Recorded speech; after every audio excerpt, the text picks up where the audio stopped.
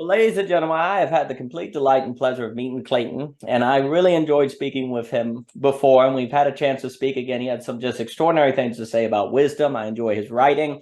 I enjoy his thinking in general. And in fact, I in a recent parallax class we did, the notion of wisdom as bringing the many into the one that came out of a recent conversation was really helpful from some ideas. So I just am very happy to have this chance to speak to Clayton again.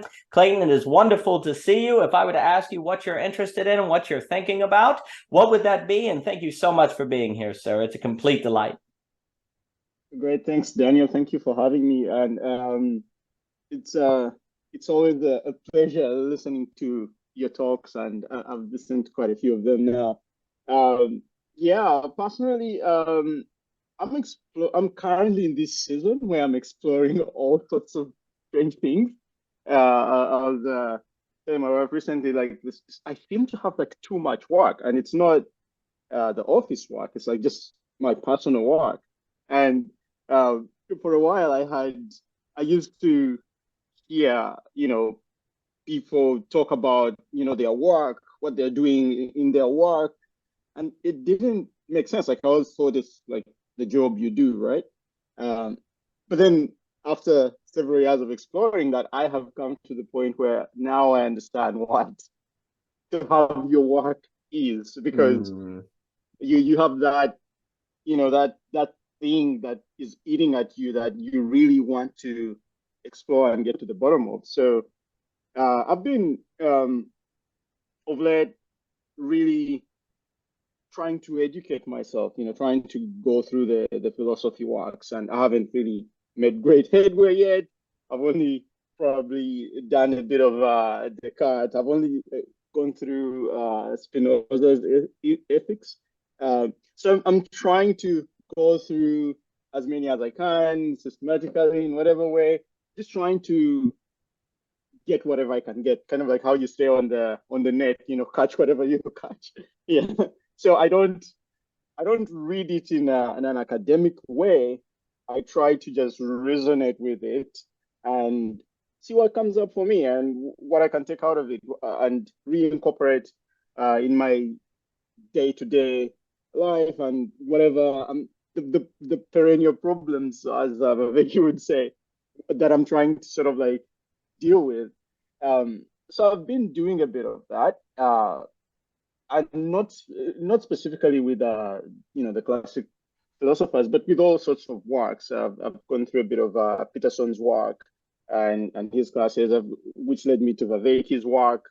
I went through his whole body of work. It's quite interesting, and as I did that, I'm developing this language or this way of being, all these ways of being, and it's fascinating. So I just keep going, and then I got to a point where it's uh it's sort of like buzzing in me, and I started to do a little bit of writing my thoughts down, um, and then I did a bit of writing. Then I realized, oh wait, I maybe there's a better way to do this, because I don't do it like I'm not an academic, so I'm not, let's say, writing it like in an academic way. Uh, but then also it can't be just autobiography, right? It's like there's a whole art to it. So I delved into researching about writing. Then as I was listening to one of your conversations, you eventually pointed to Robert Olin Butler. I went through his body of work, and it's fascinating. Um, I've taken a lot from that. It's very complex, his style, like very challenging, but it makes sense. It makes sense. And and so I have to, now I'm at the point where I'm faced with the challenge of I need to use those techniques to develop my own way of storytelling. And when you add on Andrew Luba's theme and his ideas on him, they all make sense. Yeah, because like yeah, it's kind of like similar what to Robert Owen Butler is talking about. They're just using different terminology, and and so now I'm at a point whereby I'm trying to find a way of synthesizing all these things that kind of like synthesizing my work into something that resonates in an easy way, something that's approachable. So it's very difficult to do that. And the more I try to do it, the more I realize that. But that's where my interests are. And as I explore that, I'm finding I need to I need exposure to like music. I need to understand how music works. Well, not become a musician, but I need to dabble in that. I need to explore art. I need to understand how that works. For a while, like I was exploring color theory, and it was like very strange, but it makes sense now. It makes sense. It's not so different from music theory. It's like they're kind of the same, just dealing with different media. But it all kind of gels together. It's like what the artist is doing, what the musician is doing, what the creative writer is doing, what the philosopher is doing. They're all doing the same thing. They're all trying to solve the same problem. They're just coming at it from different disciplines and using different techniques. And that's fascinating. Yeah. So that would be in a nutshell what I'm working on. I don't know if it makes sense. I loved it. So first off, I'm really taken by how you described your work, and I think basically what you just sketched out is what actually education is supposed to do.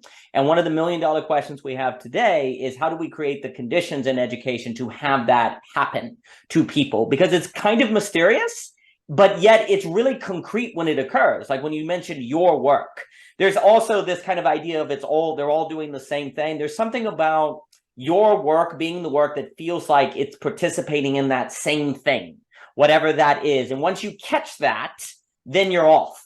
You're off in your intrinsic motivation. You're off. And like I was saying with Guy, Mr. Senstock, which was kind of you to listen to that talk, basically the fate, I think you can make a very strong argument that basically the fate of the economy, democracy, society, all of these things under pluralism hinges upon the capacity of spreading the conditions of what create that effect within the average person on planet Earth. If this cannot be done, we are in trouble, because there seems to be a necessary limit to how much you can stimulate demand before you get the economic great stagnation.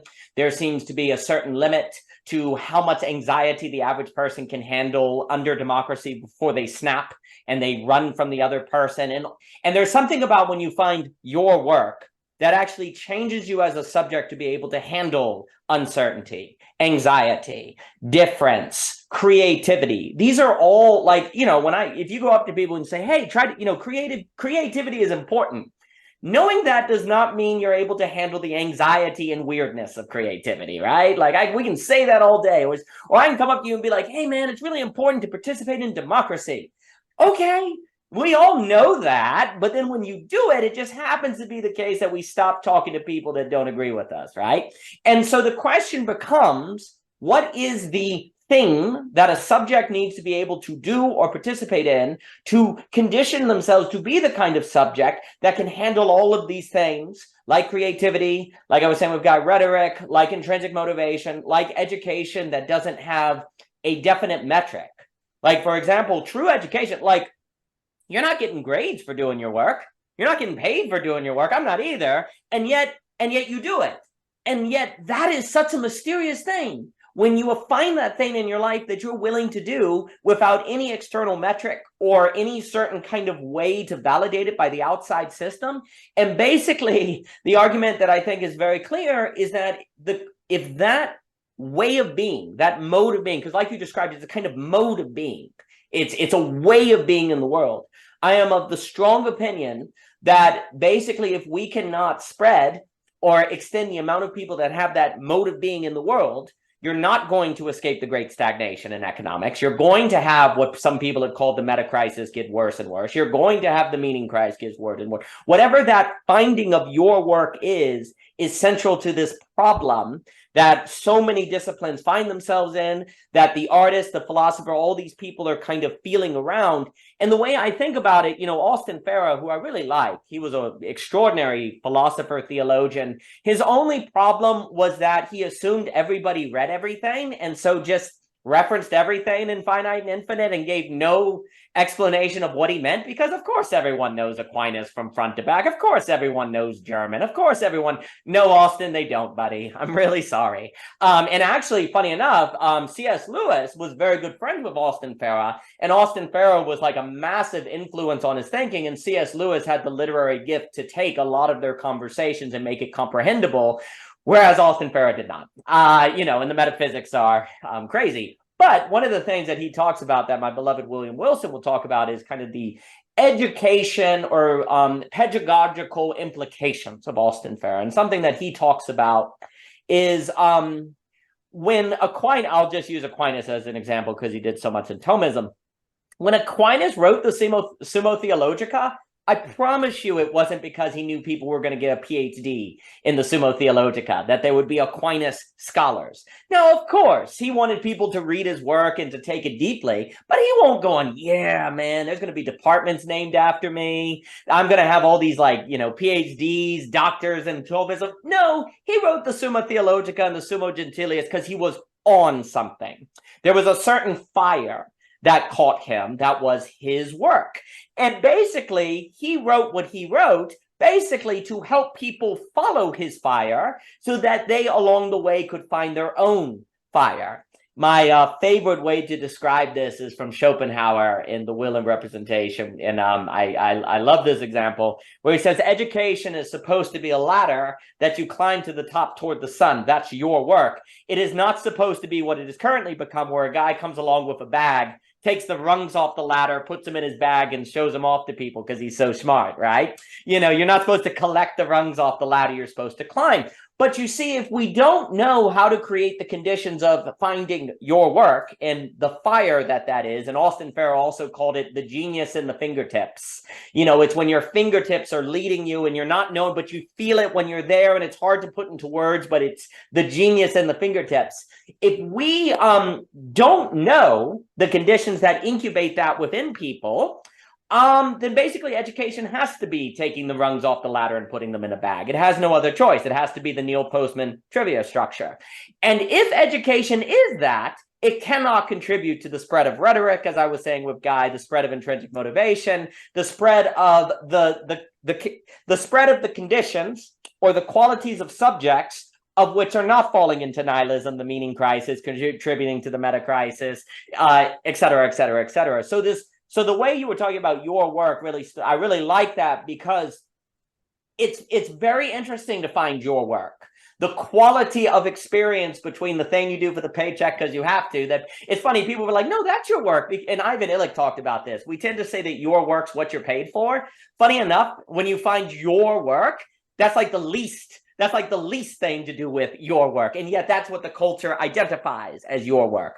But your work has something to do with that which you do that participates in the feeling out of the something, the dance of that something that they're all getting at, where you get a sense that this thing I'm doing somehow is participating in that thing that all of these fields are doing, in color theory, in philosophy, and art. This thing somehow has something to do with all of that, which then is almost a sense of wisdom. There's something about wisdom in that. I know we talked about wisdom before, where you have this feeling that you're somehow, it's wise to participate in this. You sort of sense that there's something there and a certain conditioning. And then to kind of, to give it back to you, it makes me think about Robert Olson Butler, because everything that we're describing, like the thing that always, and first off, Miss Wade, you're the one who told me about Robert Olson Butler. So if you're watching this somewhere, all of those years ago, when you told me about that book you found at your grandma's, thank you so much for finding that book at your grandma's, because Robert Olson Butler is freaking amazing. Really appreciate it. Really appreciate it, Miss Wade. So you out there. But the thing is that you get out when you read that book, and like if you've done anything with fiction your entire life, you're like, oh my gosh, I had no idea how to write a sentence. It's like a smack in the face. You're like, oh my gosh. And a book like that is such a revelation of the writing process. And I could talk, and I'm happy to talk about Robert Olson Butler because I just think he's unbelievable. But it's almost like what we need is in a similar way where you can find a book like that that wakes you up to a different, like how to get in the dream zone. You know, he talks about to start the day getting into that dream space and to make sure you listen to music that doesn't have lyrics in it because you want to be in the dream space, like little practical things like that. Because finding the dream space, staying in that space, and then writing a sentence that keeps the flow going and it's more concrete, more concrete. No. Don't tell me about the hay bale. Describe the hay, dang it. What's the feeling of the texture? Don't just use an abstraction like hay bale. You're like, what? Robert, hay bale's not an abstraction. He's like, yes, it is. Oh my gosh. Like that was the crazy thing when he does that thing in the book where he's like, you do realize that a hay bale is an abstraction. You're like, what? Hay bale's concrete. No, it's just, you're like, oh my gosh. Like it's such a smack in the face. It's like that level of revelation is almost what we need to get at your work. It's like we need some sort of book or some sort of plot that has that sort of, it's like, wait, I thought I did have a work. Wait, I thought I was motivated. It's like, no, you weren't. In the same way, and I think about like, what would it, like, it seems like what is needed is a book or thinking like that really kind of makes you realize the difference between work and your work in the sense of being on something and feeling out this bigger something in the same way that reading Robert Olson Butler makes you go, oh my gosh, I never wrote a sentence in my life. Wow. Oh gosh. Those things come to mind. I'll throw it back at you. Yeah, it's beautiful. Like, once I read his work, I was going like, wow, this is next level. And it does make sense because like once you put in that situation of like, no, that you could do better. You could describe what that feels like better. Uh, then all of a sudden, it's kind of like you meditate on it a little bit, and then it starts to reveal itself to you, in a much slower way. It's kind of like what he's really putting forward is at least one of the strong uh, perspectives is bringing about is you to write to narrate really well, you have to really, really slow down, like slow things down, like real slow. And but we don't like that speed. We want to jump to things. We want to jump. We get anxious when things are moving too slowly. But actually, if you try to slow things down, then you realize how much there is. Like you start to get drawn into the mystery of what the thing is. Which is the same thing, with all these meditative practices, all the ecology of practices, and it's interesting. It's like we have to do that.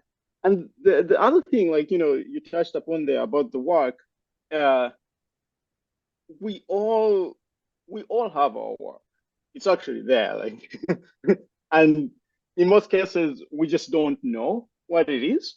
When I was writing that piece on the village of the Medes, I was trying to explore it from the aspect of like it, our work is manifested in the things we do. It's like it's there. It's like it's in all your choices, like your choice pattern.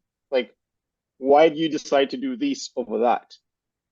There is a thing that's making you do that, and it's like it's that through line, and you can see it in all your choice pattern. Like you'll see why you chose this over that, why you're deciding to do this over that, and the more you're making those choices, uh, the more you get revealed. And if you took a step back, let's say in the Holland battle away, and you decided to dream through your choice pattern, you'll see what your work is. Like it's right there. But in some cases, we don't even want to look. It's like what I don't want to accept that is who I am. Like I don't want to relate to that at all. So uh, we get trapped into consumerism or just trying to project outwards. Like we'll see at whatever we're seeing, the latest celebrity, like, oh, I like that. Maybe I should be drawn to that. Maybe I should try to shape my choice pattern so I can drive it towards that. Um, but that's not your pattern, right? Like you have your own. Like you are like we're all protagonists in our own right. Like we're all characters, we're all protagonists in our own, you know, with our own theme, as Luba would say, right? Like we all have our theme, and it's only our theme. And so we have to explore it. We have to expand on it. We have to uh, polish it. We have to cultivate and sort of like refine those different ways we show up. All those patterns. They need curation. They need taking care of. And if we apply intentionality to that and actually start to work on them, then we start to see the work emerge. Then you start to see the blind spots. Then you start to go like, oh, actually, I need I need a language, right? I need a language of being. It's not just a language of just a spoken language. It's at a much more fundamental level. It's like a language of being, a language of experience.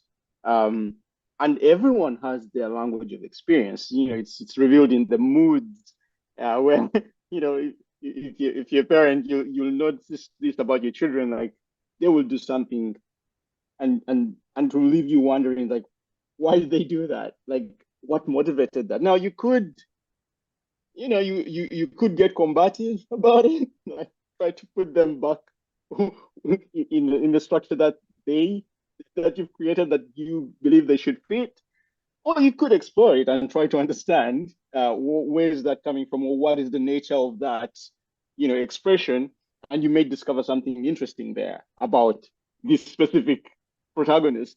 Um, but for you to do that, you have to acknowledge that they're different protagonists from you, and they have their own theme, and you have your own theme, and you may be in the same, let's say, team, if I may call it that way. Let's say a life team where you all live in the same sport and do things together, but you're still different characters. To use Butler's maybe language, you all live in the same book, but you have different lives, and you get different through lines. You're trying to achieve different goals, and that is the way it is. But learning to do that with respect and harmonize it, then, oh, to borrow some of the terms, like try to get everyone into flow, right, with each other at a group participation level.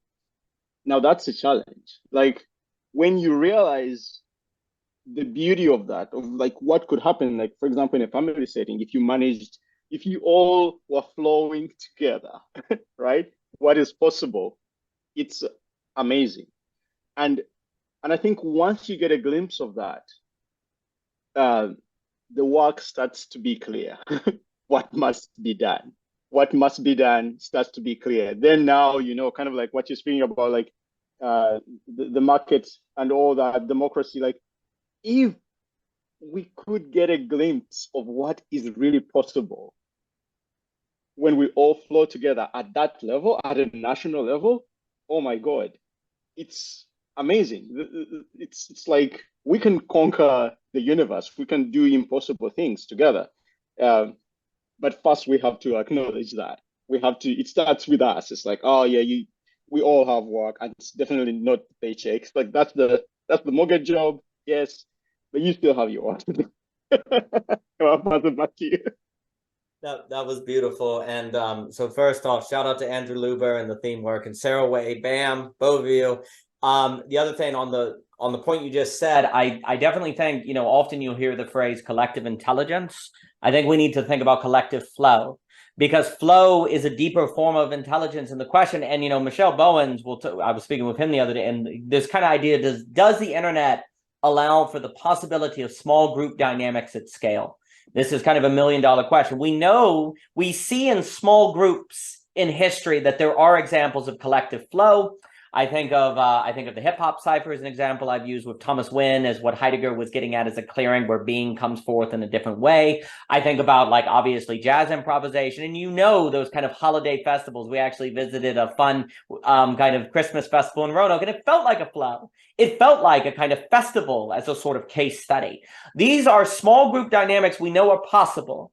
And we have to ask the question, what would it look like to scale those? And is it possible to now scale those thanks to the internet, which allows a kind of decentralization, thus small group dynamics at a larger scale? It might be possible. And it would seem as if the necessity of the human being to think that in light of AI is all the more important, because AI is network collective intelligence. Okay, well, what is it the human does that's different?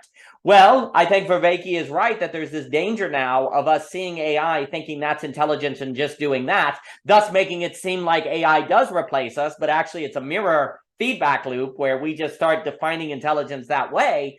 And you see, the more and more we don't clearly identify things as flow as the goal and instead use metaphor and language as intelligence, the more and more vulnerable we might be to slip into that mistake. And not to really get our finger on what it is we need to do. And I think also this idea of once you glimpse flow, like, as you know, I talk about intrinsic motivation, like once you glimpse these things, you go, oh, that is what's possible. And the work, your work, is whatever contributes to that somehow and figuring out how to go back. And I actually think that tends to be like that quality of being. And I am a strong, I basically like to argue that intrinsic motivation is the new kind of being that people like Heidegger or Michel Planier, like all these people are talking about, is this mode of the subject that seems quite different from the mode of the subject in one-sidedness or Hegel understanding. The Nietzschean child, the absolute knower, the Deleuzian individual, they're not all the same, but they have similar kind of qualities about them. They all have to seem to be something to do with individuals that have their work, your work, the work, that the evidence that it is present seems to be intrinsic motivation and the awareness of the need to create conditions of flow for themselves, for others, and collectively, which then I would argue, I think there's a strong case to be made that conditions of flow tend to create the most wealth in a sustainable, creative way. It's actually good for the economy. See, this is the crazy thing. Like I was saying with Guy, and I've mentioned with other people, we have literally defined what's practical for the economy as a mode of being of which destroys wealth. Like we have literally defined modes of motivation and modes of productivity and, making the most of yourself and using your potential. We have literally defined all of those within a socioeconomic paradigm that is self-destructive for the socioeconomic order.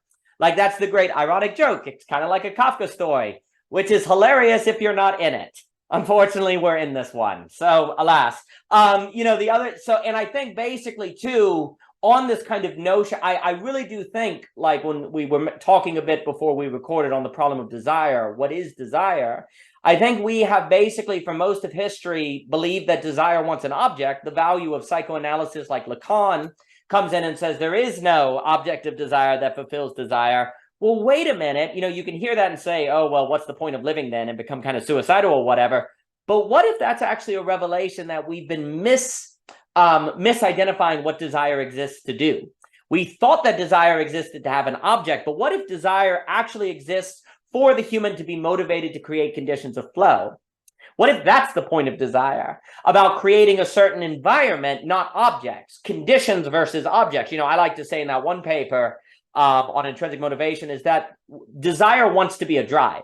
Like desire isn't a drive when it seeks an object, but like drive, like hunger and things, desire is seeking to be a drive as intrinsic motivation. Once desire becomes a drive, it is an intrinsic motivation as opposed to an extrinsic motivation.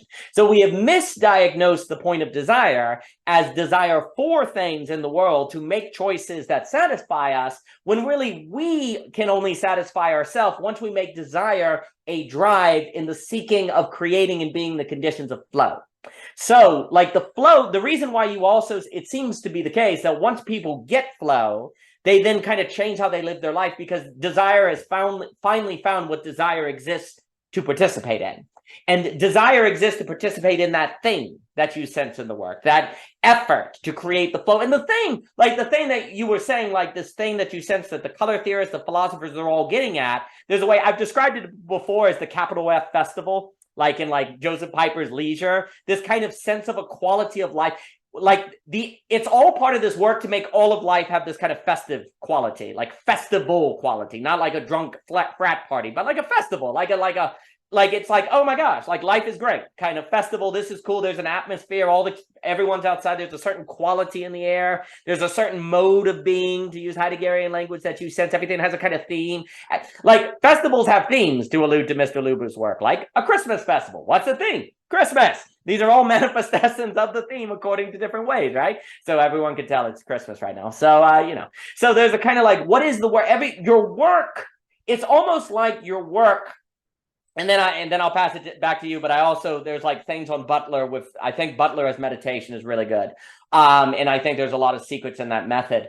But your work seems to be what you sense is what you can do to participate in the bringing about of capital F festival, which I almost want to say instead of like capital B being for Heidegger or something, right? Like a lot of people talk about being and like the work of being, and I completely agree with, I have no problem with that language. What's interesting is the being seems to be like a festival, actually.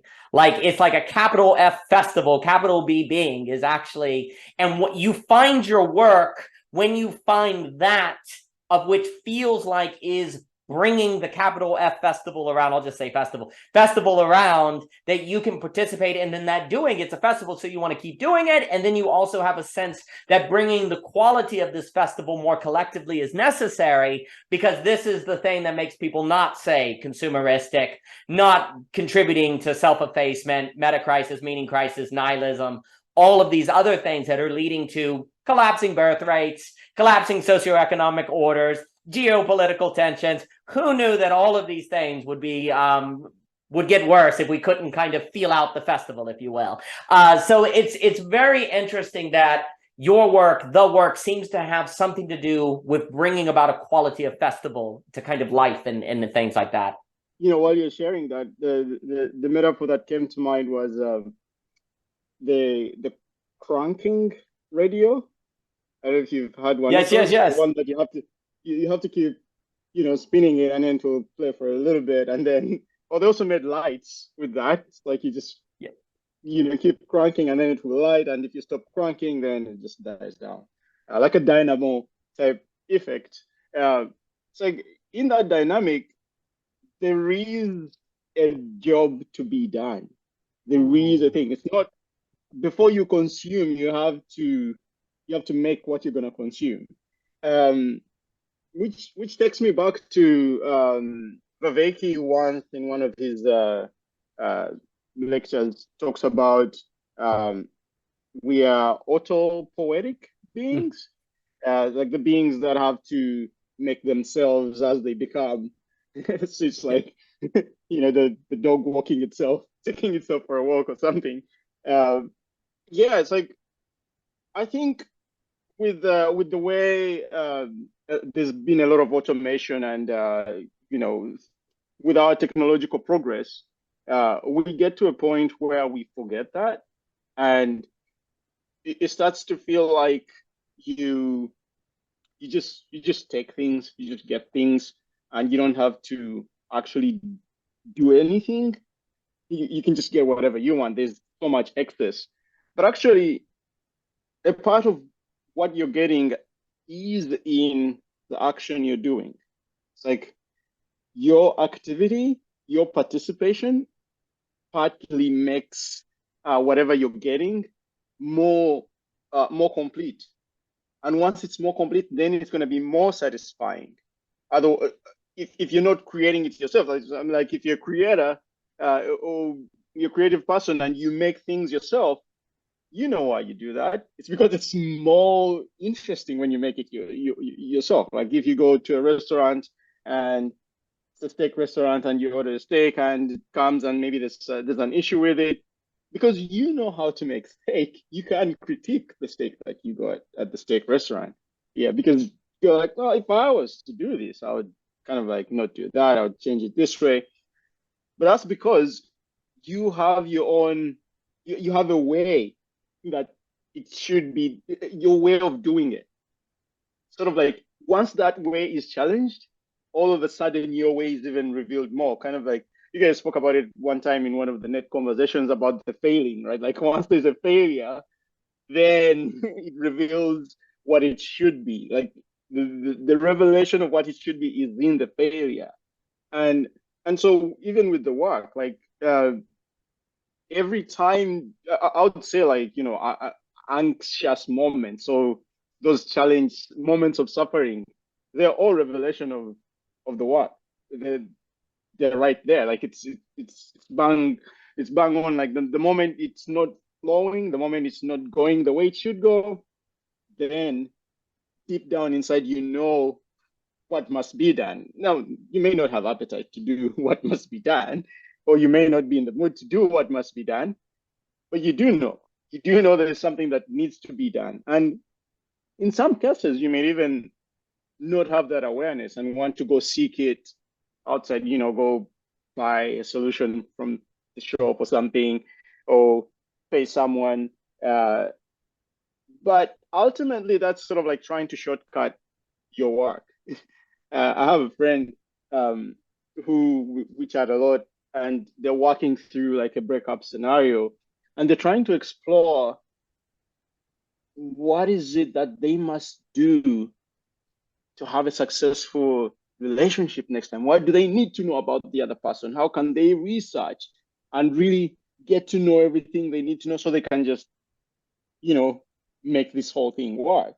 And I was telling them, look, that's not the right approach. Like, it's not going to work. Like, if you do that, maybe it will work the first day, but then there's the next day. Like, I like to say, every day it's you plus one, because, like, the next day is going to bring a new part of you that you don't have today. And so you're going to reinvent yourself tomorrow and become like, you're going to be a new person the next day if you make it there, right?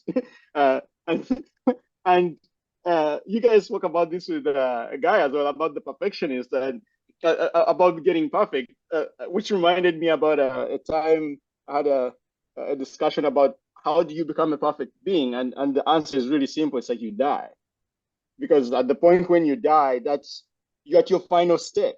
Because tomorrow it's going to be you plus one. So if you don't get to the plus one, then you're you, and that's the best you can be, and that's it. And you reached your final version. That's it. There's no more updates for you, and you're perfect. It's like all the perfect people are the dead ones. Great, because they're not getting increments.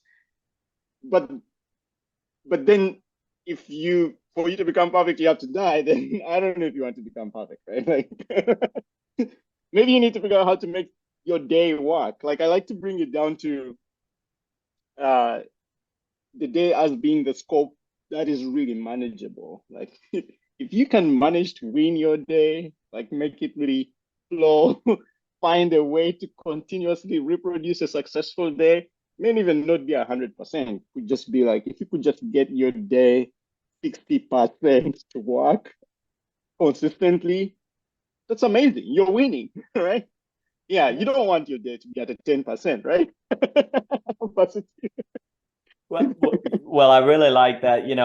So there's a few things. First, on the example of why are the kids doing that? One of my children, whose name I will not give, decided that they wanted to see what would happen if they mixed all of the food in the pan and cooked it all at the same time. And you just go, you just want to go, why are you doing that?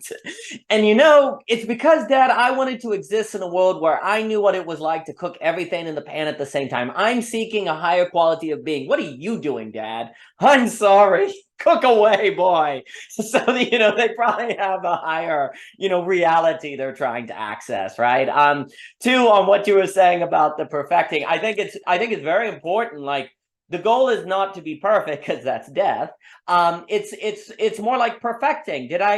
Was I engaged in perfecting today? Was I engaged in getting better? There is no perfect, but there is perfecting. And then the question is, what are you perfecting? And hopefully it's your work, because that's a participation in the festival, right? So Aquinas had a lovely notion where he said a thumb that works is perfect, because you can only define perfect in terms of what a thing exists to do, and if it works, it's perfect. Like, he was trying to critique the notion of perfect as some sort of disembodied, heavenly body that had nothing to do with reality. He said, no. He said, there's plenty of perfection. There's plenty of perfection in creation, because there are plenty of things that work that then point to the creator that made them work, right? So he's trying to bring about the analogy of being as opposed to a two worlds kind of thinking. And if we think of it that way, then for the human being to be perfect is for the human to be perfecting toward being better at bringing about the conditions of the festival, which is their work, right?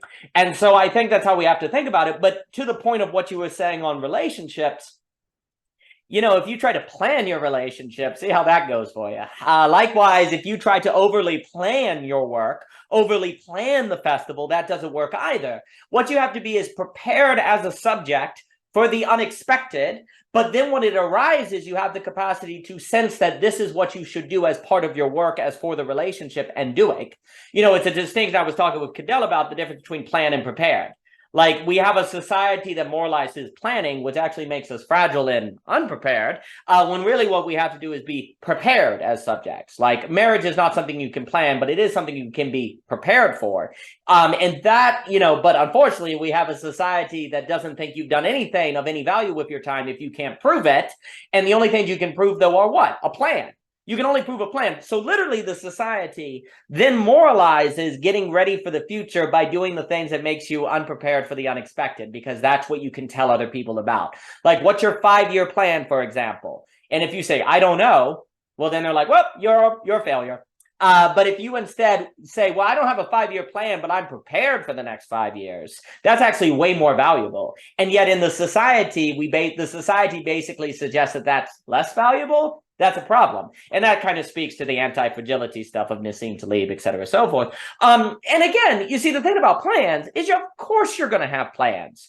Like, they're inevitable. You don't have to make a point to have plans. Like, plans are going to happen. If you're going to go to the grocery store, you're going to have a plan. It's not something you need to make a big deal about. And the thing is about plans as well, the further out the plan, the less likely it means anything. Like, a 5-year plan, the likelihood that a 5-year plan has any accuracy of how life is going to go is really low. It's like a weather forecast that's 40 days out. Like, if the weatherman, why do weather people not do 40-day out weather, like, freaking forecasts? Why don't they? Because we all know that would be ridiculous. And yet we talk about 5-year plans. Yet we talk about what's your career path. We literally talk about our lives in a manner that if the weather people were to do, we think they've lost their minds. And look, that's not to say you can't have goals, like I'd like to write a novel by the end of the year. That's fine, but the key is to not let your identity be the goal. That's the problem. People's like identity and self-worth and social capital is tied into their plans that they can show other people they're doing, that they're actually using to avoid their judgment. Because you say, well, I'm planning to do this over the next 5 years. You don't have to worry about your neighbor thinking you're a waste of potential. You don't have, because you can tell your neighbor, I'm going to do X, Y, and Z. So, oh, wow, you're such a success story. Oh, wow, you've got such a great, you're very practical. And the problem is we all have to look at ourselves and ask, how much of our plans is actually an effort to avoid anxiety versus a plan just being what I inevitably come up with so I can go to the supermarket, right? Like, so that I can pay my taxes on time, right? Like plans have to be the things that simply necessarily emerge so we can take care of practical everyday life, but we can't define our lives according to plans. Living is not something you plan, it's something you prepare for. Likewise, all the most important things in life are not things you plan for, but prepare for. Love, beauty, truth, goodness, wisdom, these are not things you plan. These are things you prepare yourself to be the kind of subject that can recognize them when they arise as part of your work, and recognize your work when it happens, and then be the kind of subject who's prepared to stick to your work, even if no one else agrees with it. So the question are, like, how do you prepare for love? How do you prepare for relationships? How do you prepare for your work? Well, for example, don't act out of fear. Like, that's a little practical advice. The more you act out of fear, the higher the likelihood you're not going to do your work and you're going to be responding from a place that leads to relationship problems, right? Well, how do you plan not to act out of fear? Huh? You can't really plan for how you're going to not act out of fear. You can prepare yourself to be courageous, but you can't plan for it. And so it goes with, how do you plan to experience beauty? Huh? You can prepare to experience beauty, right?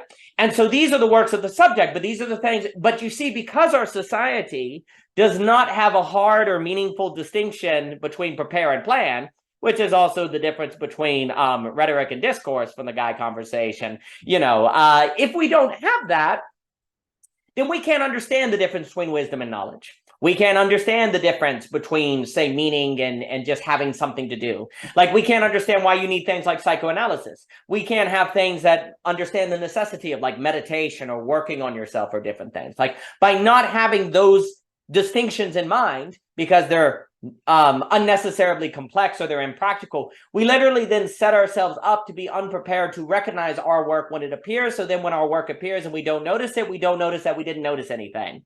And therefore you never missed out on anything.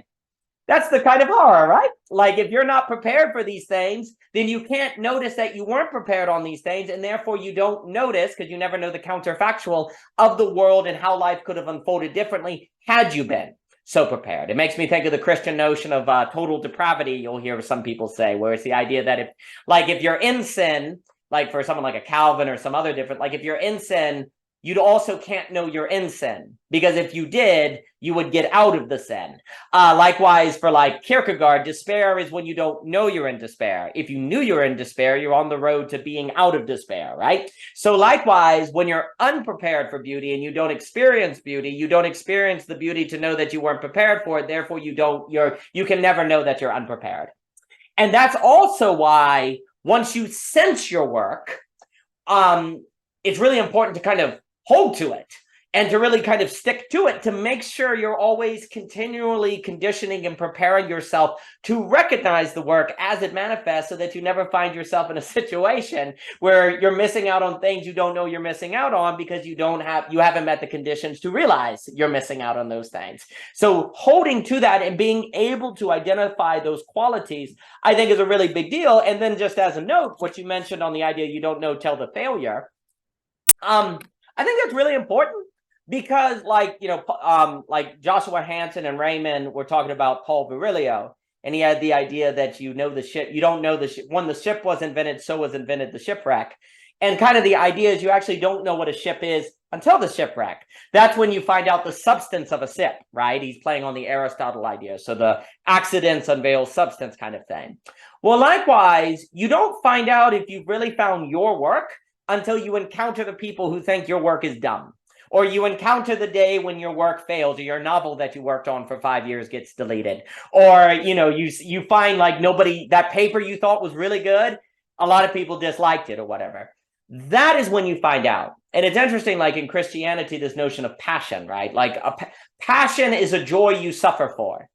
Like you can only find the difference between joy and pleasure in basically pain, because pain is when you find out if you really have a kind of capital J joy. You could also say festival, because that's the language I'm using here.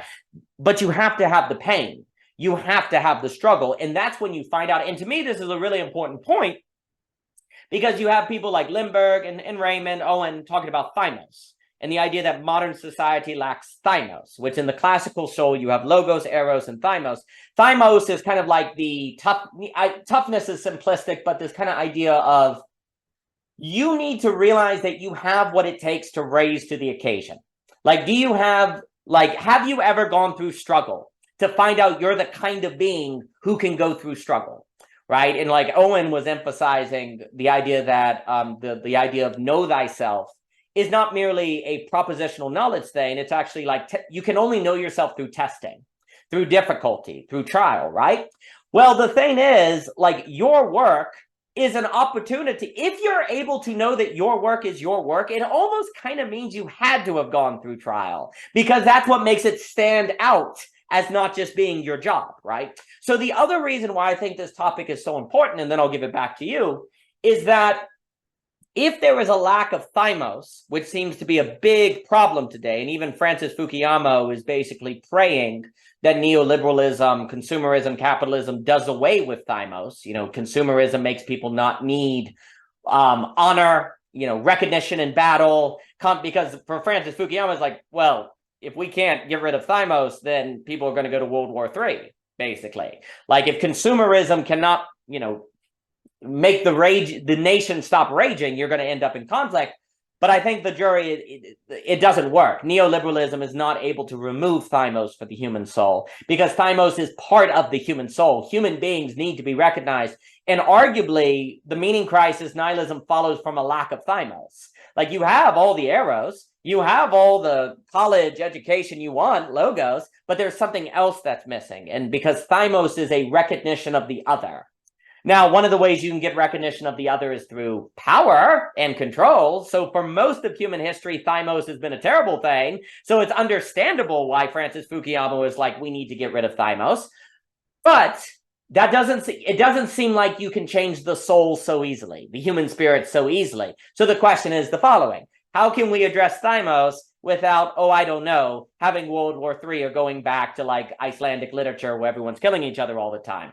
Well, this seems to be the secret of your work, because humans that find their work feel thymotically addressed. And then also they feel recognized by other people who have found their work, and there's a community that then forms, and you have small group dynamics that happen on the internet. And so these liminal web spaces, if you will, the people in them very often have not that I'm saying everyone in the liminal web has found their work. I'm just using that as a category to refer to this possibility. It seems as if finding your work, which is participation in the festival, also addresses thymos. And that seems to be what must happen today if the world's not going to fall into Duginism, returning to geopolitical problems, splintering apart. Because the other alternative, though, then is, well, we need like transhumanism, basically, because we need to like change human genetic coding basics to not need thymos, because that seems to be the only option. Like if it's like, well, capitalism didn't get rid of thymos, well, maybe if we just edit the gene pool, maybe if we just plug up the brain to AI, that'll deal with thymos. And that's like, I would like to avoid that. I don't think that's optimal. But if we don't get a clearer understanding of what takes care of thymos, that seems to be the only card on the table, or going into a kind of a world that's splitting apart, or just straight up nihilism, then just accept nihilism as a quality of life, because, that's just the best we can hope for. I like to think we can hope for something more, and it seems to have something to do with finding your work. Finding your work seems to address thymos. And so the question is the following, and then I give it back to you. Can we spread the conditions that increase the probability that the average person on planet Earth finds their work, therefore feels like they're participating in the festival, which is what people need to do to have a collective flow that then suggests the optimal state of human beings in which they most optimally find community that addresses logos, arrows, and thymos, that then feels like it's participating in something beautiful and fundamentally human. Something that only human beings can do, not a disembodied intelligence and AI or something like that. Something that feels embodied and something that feels full. That seems to be what we're pointing at, and it seems to have something to do with spreading the conditions by which people can find their work. Yeah, those conditions are a big challenge. Really, really good points you touched on there. And that question is kind of like you're pulling it out of my mind as you're structuring it. And I agree, it's a big problem. You'd say all the developmental progression is generally trying to solve that problem.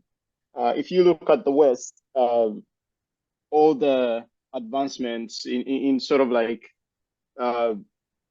putting down a stable structure, trying to use democracy and commerce and all the techniques that are being applied. Yes, they are important to raise, you'd say, the platform to enable people to do their work. I work in technology, and you'd say one of the things that motivated the developments with AI, for example, is there's this vision of we can get to a point whereby everything that humans don't need to spend their time doing, like all the repetitive work, everything that can be automated gets automated, and we give it to the AI to do it. It's intelligent enough; it can get all the things done, so we can free up humans to go do better things. That's how they say it. I would say I would propose that the idea would be to free up humans so they can go do their work. Yeah. But then the challenge is how do the people notice their work when um, everything around them seems to be working? And having migrated from, let's say, what you'd call a third world country, right, to a developed country, for me personally, I can see a great, you'd say, like a strange, weird. I can't even find the correct adjective to describe it because it's so weird. Because maybe to put it in a simple way, like in a developing country, you have terrible infrastructure, you have lots of poverty, you have lots of tyranny, lots of conflict. There's a lot of you'd say a lot of things happening that do not allow for a person to do work, let alone their work. It's like to do work is work. To even to get an opportunity to do work in a developing country is takes a lot of work. It's like almost self-sacrificial. Like you have to earn the opportunity to do work, and even then, um, you'd hear lots of stories like if you have a job and your employer treats you unfairly, um, people will kind of like reminisce with you and go like, oh, that's sad that you're that kind of employer. But well, you should be thankful you have a job, right? You have a job because there's a whole sea of people around you who have no job and that they've prepared themselves, if you may call it that, which not for their work, but they have done like a university degree and they have gained some skills and they're ready to do whatever they have to do so they can earn a living.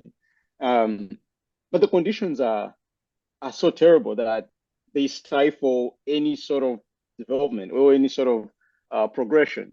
And then you move to the Western countries, right? And you see that, well, most of these problems that are in the developing countries have been sort of like solved. There's good roads, there's clean water, uh, there's lots of opportunity to work and earn a living, uh, lots of professionalism. The government works, and the police is not trying to kill you. There's less disease. Diseases have been managed. They've solved like communication problems. There's lots of infrastructure for that, to the point whereby, uh, like even the language has been curated. Like you get, like let's say if you're moving to a place like Australia, you will have to meet certain English requirements because the language that has been agreed upon is going to be English, and you need to speak it at a certain level for you to be considered that you can speak the language. And so, like, they're really trying to build this platform whereby I think the assumption is if these pieces are put well together, right, and they address most of these sources of perennial problems, then the people should be freed to pursue virtue and you know uh, go do their work, right? Become the best version they could be. But what do people get into? They kind of go like, oh well, if the government is gonna pay me to sit at home and just give me enough to get by, I'll take that and watch TV all day. I don't have to do anything, right? And And you see this and you're like, I don't get it. You're supposed to be more empowered to do much more than this. But there's a whole dropping down to the level, because even the government welfare system will give you a minimum. It's not like you can get rich on that on the welfare system. No, it's survival. It's like, oh well, here's enough for you to get a place to live and have some food, and that's it, right? It's like you can't do more than that. Like, and if even if you did, and the government noticed that, maybe they'll get onto it and they'll reduce whatever support you're getting. Um, but the point is, like, even in a place where these conditions have been stabilized, the ones that you would think are preventing people from getting into their work, it's not happening. And even in places like in the developing countries where the conditions are unfavorable, you still have people actually raise through that and focus on doing their work. And that sort of like, uh, those are the people who are successful in those places. And they're doing all sorts of things, trying to transform the developing countries, trying to develop them. And so it leaves me wondering, what is it? What must happen? Yeah. What must happen? I'll pass back to you. Well, first off, that was the mushroom soup, so forgive me about that. Second, this is the biggest bottle of water anyone has ever seen, so I know people see me drink, they're like, what the heck? I'm like, hey man, it's great. It's really convenient. I don't have to laugh like 9 of them. You said one of the most amazing things. I'm in your debt for your formation of wisdom as the coordination of the many into the one with the bicycle example, and the idea of, like, how can people find the work where everything seems like it is working? That is a very succinct formulation that puts the finger on the problem very well. And I think also you said a bunch of things on this. Well, wait a minute. There is this notion now that people have, well, AI is going to free us up to do our work. But actually what we see is the more free time people get, you do not necessarily get them doing their work. In fact, it can be more of a torture. You have the invention of boredom start with the 18th century and the Great Enrichment. Like here's the key.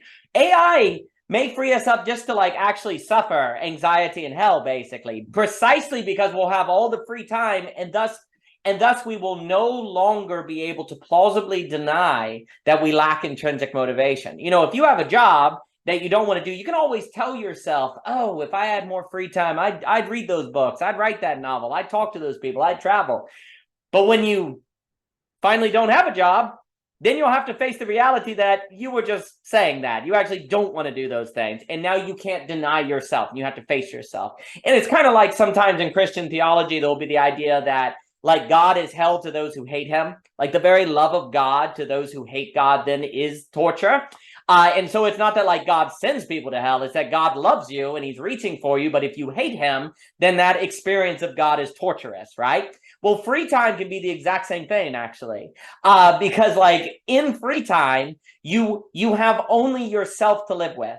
And so then you have to actually face directly the quality of yourself, and you may find out that there's no quality there, and that's torturous. And you see, that's that possibility, though, is not even in the horizon of possibility in a society that is overly formulated in its thinking by technology, quantity without quality, low order causality, materiality without spirituality. The notion that free time could be a hell, basically, is not even in the range of possibilities in a materialistic universe, like a purely materialistic universe that has no other emergent qualities or anything, or spirit or what have you. The very fact, though, that human beings can in fact suffer boredom, which I'm a big fan of Patricia Sachs' book on boredom, that points out that you don't even see boredom as a concept in the minds of civilization until the 18th century, which is when for Dietrich McCloskey, as the economic historian, the Great Enrichment occurs, which is when you get basically first world, the beginning of first world nations. It is only in those conditions that boredom arises as a concept, and you don't see it. She goes through Alexander Pope, she goes through a lot of literature. You don't see it anywhere in the literature or philosophy of human civilization until the 18th century. And there's a difference between, like, you have to go through like sloth, boredom. There is, of course, people who were lazy. Big difference between lazy and bored. And she makes a big difference between leisure and boredom. Like, you have to go through why they're not the same. Boredom as a unique cultural phenomenon does not arise really until the 18th century. You know what else also arises in the 18th century?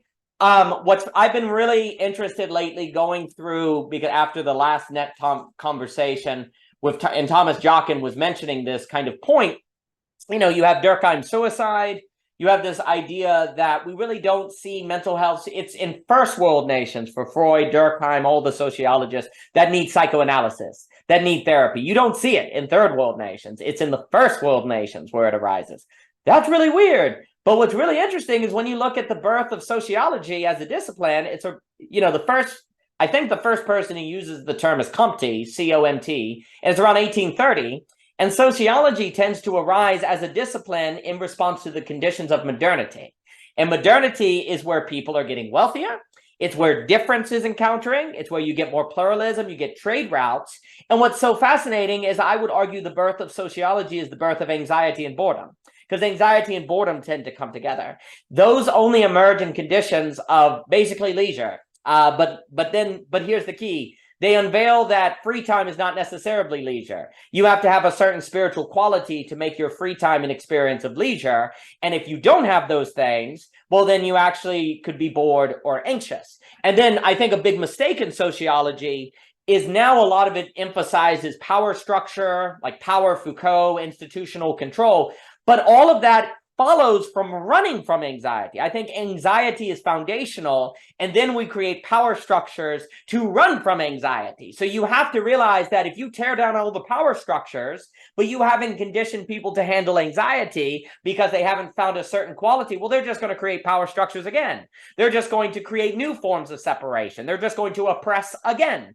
And so what we see in the birth of sociology, and the problem of boredom, and the problem of people having free time but not doing anything with those free time, that there is an additional ingredient, if you will, that is part of the puzzle. And really what AI could do is just unleash mass anxiety and boredom and hell for the human race, precisely in what was supposed to be heaven. This is kind of the key. Like in, you know, again, with that theological concept, God is hell for those who are not ready for him.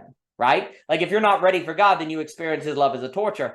Likewise, free time could prove to be a torture for us if we're not ready for free time. There's this assumption that your work per se will just appear if you have the time for it. This is not so. It does not appear. And here's actually the irony. If there is something about your work that appears in trial, we said that, like there's a difficulty you have to face where you find it. Well, if AI is doing everything for you, you don't have any trials to find it. If the government's giving you money, you don't have any suffering to find it. This is the irony. It's what Ivan Illich talked about, systems of disablement. Like we're increasingly disabled because the system will take care of us. The AI will take care of us. Everything will solve its problem. If I can go to the grocery store to get food, I gradually stop learning how to hunt for myself.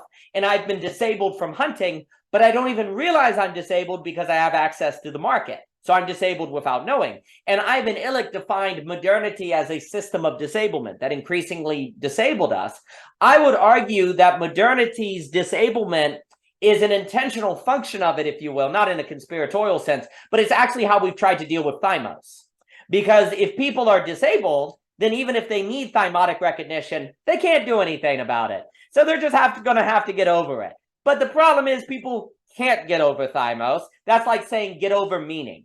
Get over meaning. Okay, that's called nihilism. That doesn't work. Humans don't get over meaning. They don't get over thymos. It has to be addressed. So disablement doesn't do that. But the problem is, in that disablement, what it also disables you from doing is encountering the difficulty you need to be able to identify your work from simply something you think is your work, or your work from a mere hobby or a nicety or something. So if AI does everything for us, then it may also remove the conditions we need to realize our work. Now, we don't want to take this too far because like if you don't have any systems that do things for you, then you'd have to do everything, and then you wouldn't have time to do your work. So there's a balance here, but there's no possibility of even finding the balance if you don't even recognize the problem.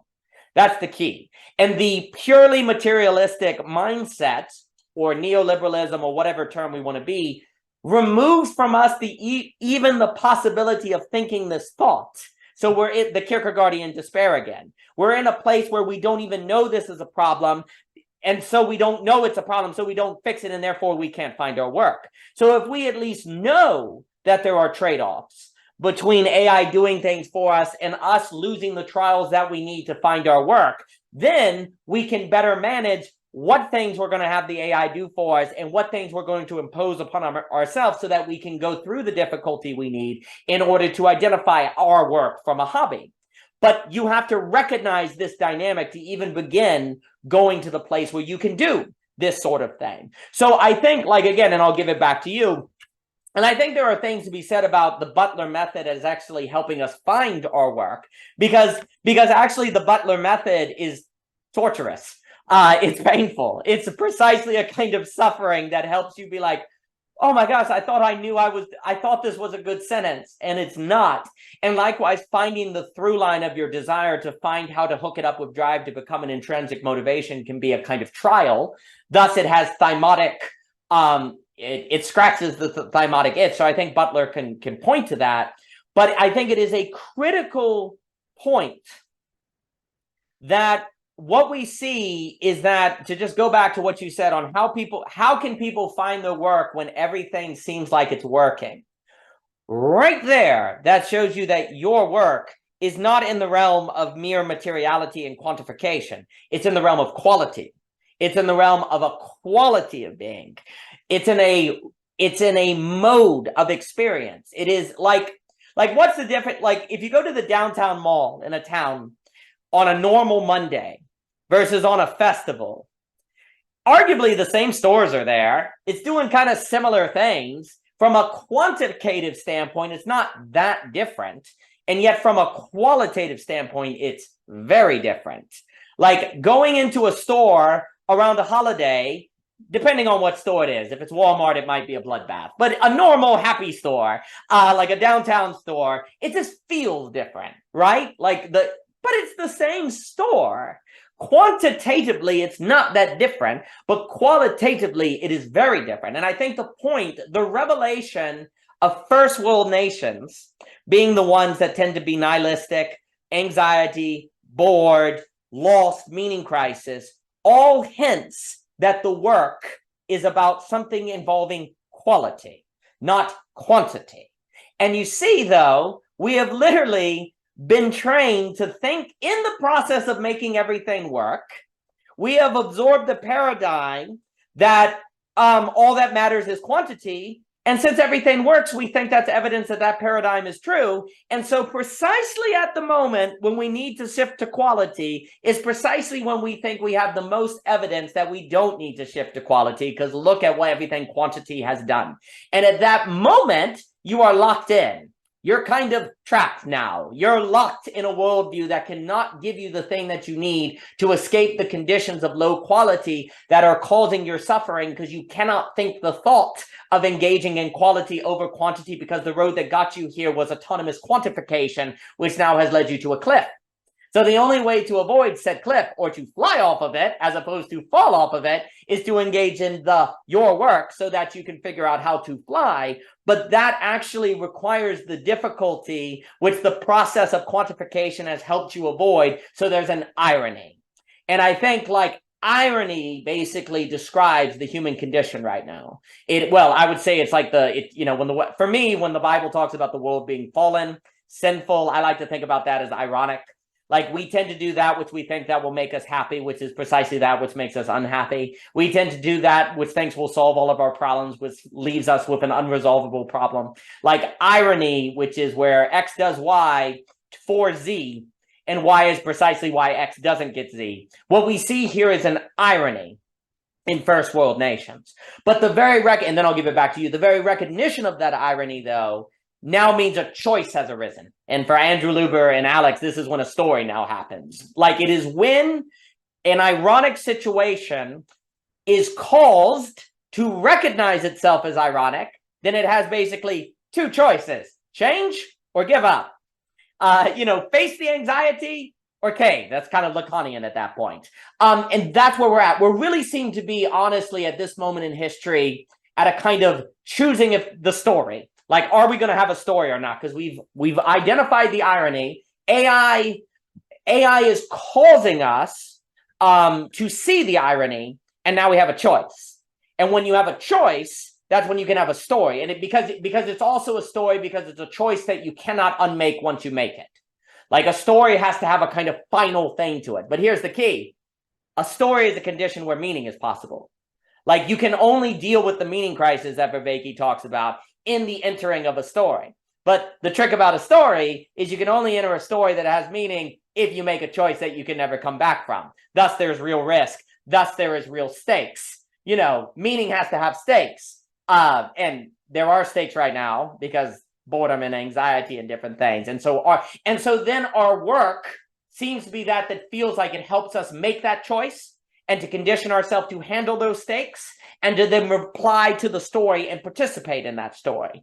And so I think we're at that moment of it. So I really appreciate what you said about basically the question right now, everyone in first world nations especially, but it's increasingly the entire world because of the internet and everyone, the question that everyone is being forced to ask, that the AI and the environment is causing them to ask, ergo the causer from Mr. Luber's work and Alex's work, is how can we find our work when everything seems like it's working? And because we've been forced to ask that question, we are now caused to make a choice about the nature of reality. Is it purely quantitative, or is there an additional qualitative dimension to life that we as human beings are uniquely capable of conditioning if we find our work? So I think we're being caused into making that choice. And so I just really appreciate the framing that you put forth, because that really helps clarify it for me. I really love how you said that. I will be using that, Clayton. So thank you, sir. You're very welcome. Yeah, and I think you've touched it on there. At least what was coming through for me is like we've constructed the mechanical side of things, and the mechanical aspect works. It's kind of like if you're building a Frankenstein, you have constructed the physical structure, but now you have to breathe life into it. And you realize the mechanical thing does not come with life pre-installed. It's like the same way you constructed the mechanical structure, you also need to construct you'd say the spiritual aspect of it. Like it's not just gonna work on its own. It needs life. It needs the life, like a perpetual life within it that will keep it alive and keep moving. And I think the work is related to that. And that's why there's the crises and all that, because from the outside in, it looks like it should be working, right? Like it should be working. Like there's so much wealth, there's so much automation, you can eat whatever you want, but none of it tastes great. Like it doesn't look great. The quality seems off. And surprisingly, we human agents have a taste for that quality thing. Like we know when it's off. Like we don't know why. We don't know what it should be. We know what it's not. We know when it's not. It's like, I can't tell you what it is, but I know it's not. It's like, it's not. I couldn't even give you pointers of where it should go, but I just know it's not this. And I think we're at that point. And like rightly you pointed, like I think the work does put you in a position where you can sort of like even get an idea of where to look, right? It's like to even notice that, oh, maybe we need to consider something else instead of tearing it down and building it again. Like, yeah, it's not it's not going to solve it, right? Like we could try that, like, blow the whole world apart and then try to start from scratch. We're still going to be at this very spot, like after we put it all back together. Um, and so that drives us to the point of um, the work. And the other thing that came up for me was um, the tribal aspect of, let's say, of developing communities. Um, because of insufficient resources and, trying to survive the environment and whatever else is trying to take apart this group of people, they bind together and then they create that collective, that collective being, that sort of like starts to behave like an organism, which is, the tribe, right? And then it fights with its environment and whatever is taking it apart in a collective way. And there's a lot in there that, that makes the tribe succeed. However, once the thing that is trying to kill the tribe is killed or is solved, then what? Like there's no need for a tribe, and you see that in the big cities, in the developed countries, and I wouldn't say just in the developed countries. Like I would say it's becoming the norm for the whole world now. There's less and less need for tribal participation because you no longer need the force of a tribe to fight against something. You don't need that Right. in a physical form. Now you need it in a spiritual form, maybe, but not in a physical form. However, if it's not physical, I don't know if it can be spiritual. It lives in a weird dilemma.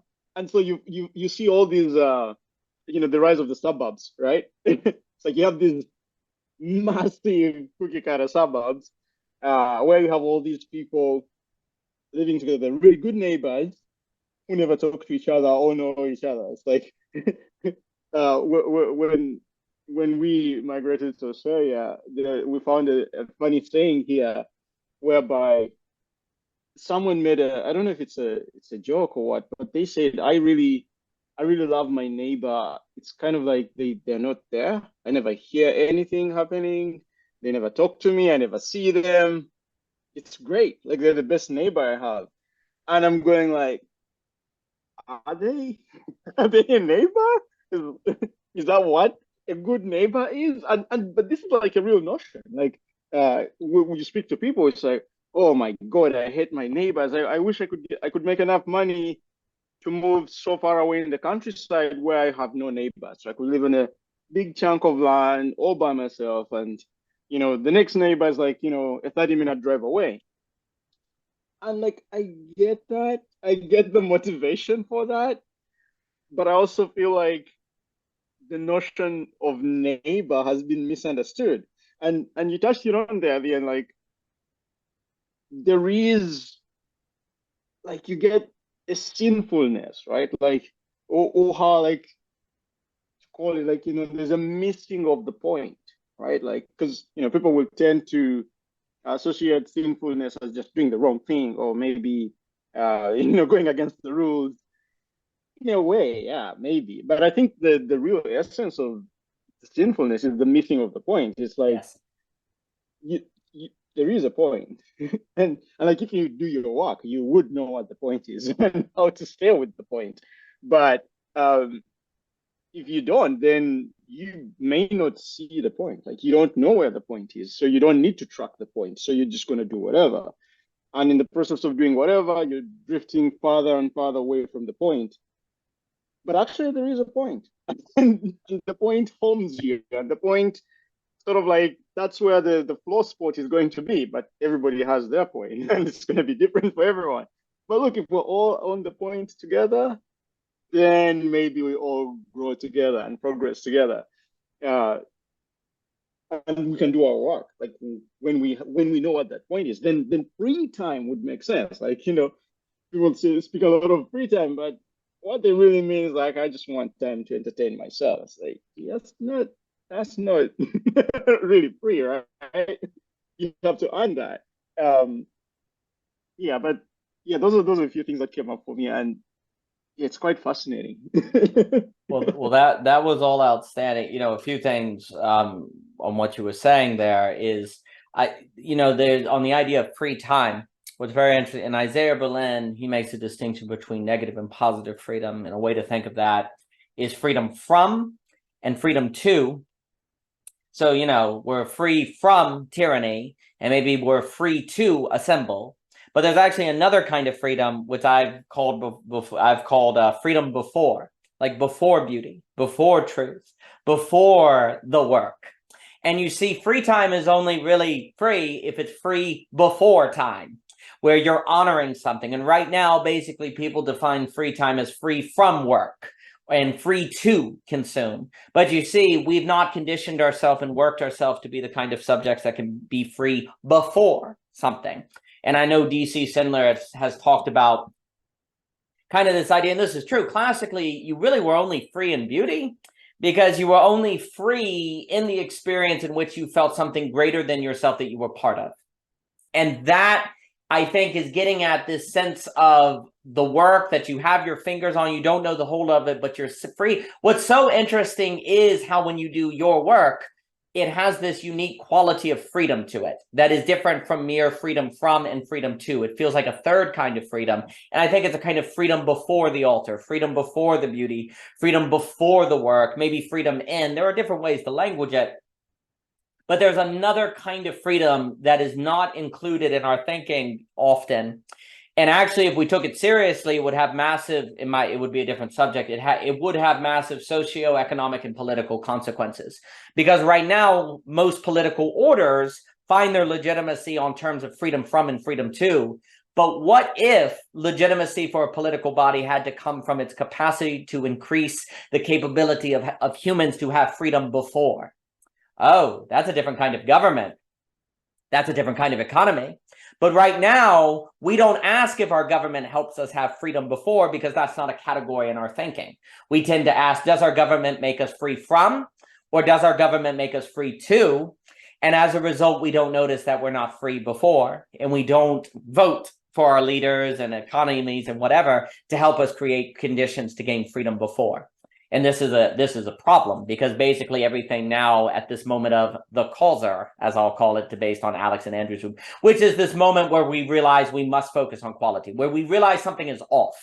I think you put that very well. We have this sense that something is off, and it should be noticed that humans do have this weird ability to sense when something is off, which one suggests that humans have some sort of sense to sense the apophatic, which in theology is God, right? This sense you can say what God isn't, but not what God is kind of tradition sort of thing. Now, of course, if you say God is apophatic, you have to note it's not a total isn't, but there is this notion that humans, when dealing with the most important things, are dealing with apophatic. And it's as if humans have a kind of apophatic sense. And I'll touch on that a little more.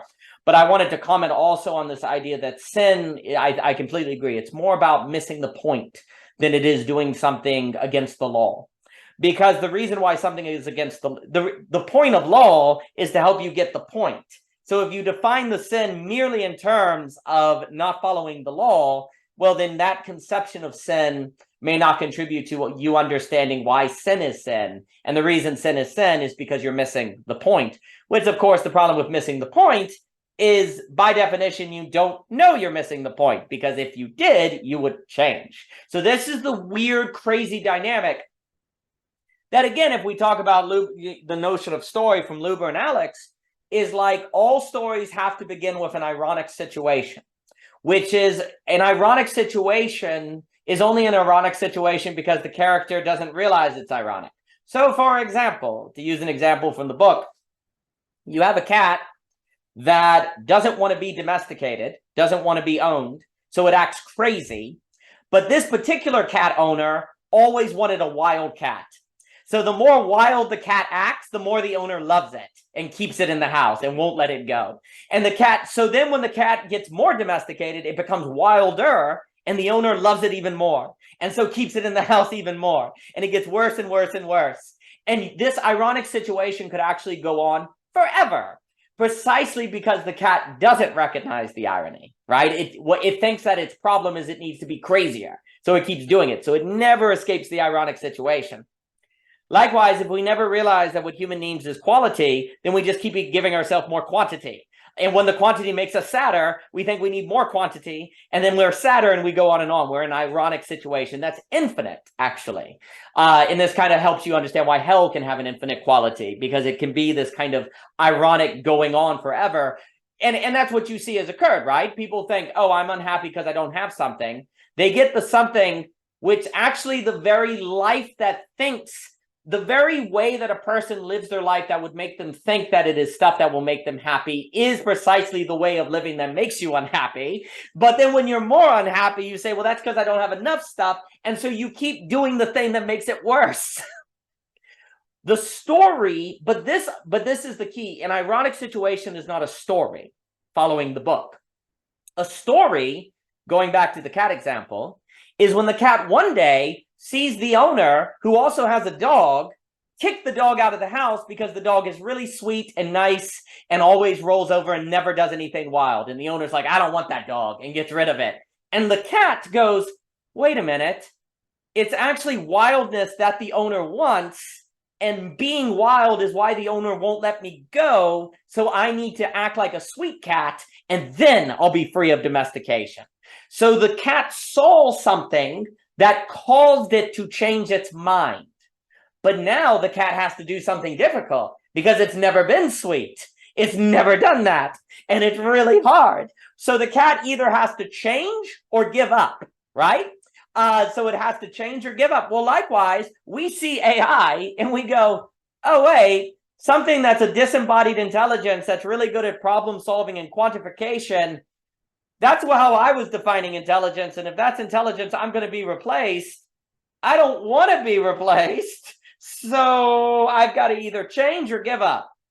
So what AI is basically doing is unveiling. Now, here's the key. AI is nothing more than the logical end of systems of disablement, following Ivan Illich. It is the logical end of first world nations. And here's the key. The cat in the ironic situation, it's not that the cat did something stupid. This is really important. It's pretty reasonable to assume that if you want to escape domestication, you need to act wild, right? It wasn't dumb. And in fact, doing that is precisely what led the cat to being in the place where it could see the dog being kicked out and chained, right?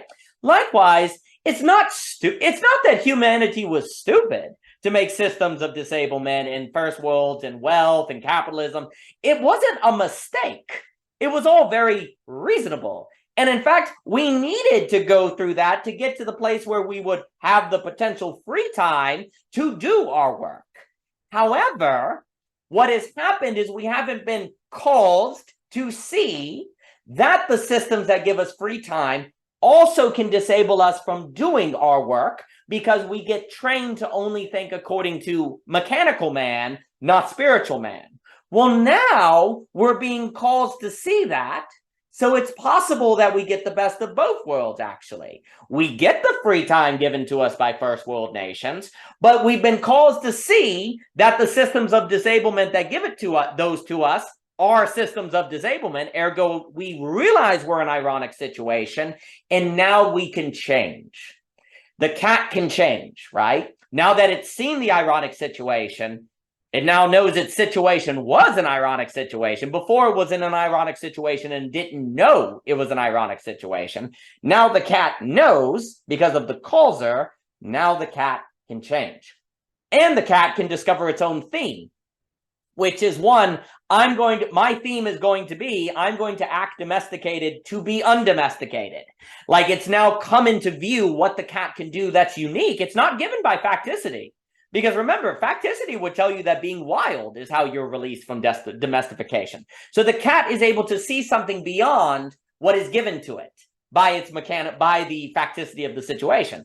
Likewise, we as human beings are in a point of history where the causer of AI, to use that as the causer, helps us see that we actually are not fulfilled by the systems of disablement, that we have been in an ironic situation. But if we make a choice now, what I've called the absolute choice, to negate and sublate ourselves, to use Hegelian language, from being merely mechanical to also mechanical and spiritual, well, then actually you could have the best of both worlds. You know, this could be, it's basically a moment in history where the causer is coming into view, to use Mr. Luber's language. We're in the moment of history where we're being forced to make a choice. We're being forced to decide, are we going to give up and be replaced? Are we going to be replaced by AI, or are we going to be extended by AI? We talked about that in the Ivan Illich play. Like right now, we're being called to make a choice. Will we be replaced or extended? Well, guess what? The only way to be extended is through the spiritual, through the non-rational. I called it the spiritual, the qualitative. These are basically all the same thing. And actually, I think we've gotten into big trouble to only think of spirit in terms of disembodiment, when really, when you go back, you see spirit has a lot to do with quality, festival, and different things. And so right now, we can make a choice on if because of the causer, on if human beings are going to seek their work to do the work of bringing about the festival, which is the collective flow, which arguably was never possible in history until right now, because right now is when we're being forced to see the irony of the situation. It's not until AI that we've been forced to see the irony of the situation and to realize, oh my gosh, I have to, because what that does is make you realize you need to change. So go back to the cat example. The cat realizes its idea of its reasonable idea of what it needed to do to get freed from the house was wrong. So it's not that the cat needs to do, it's not that the cat was doing something, when I say wrong, it was incomplete.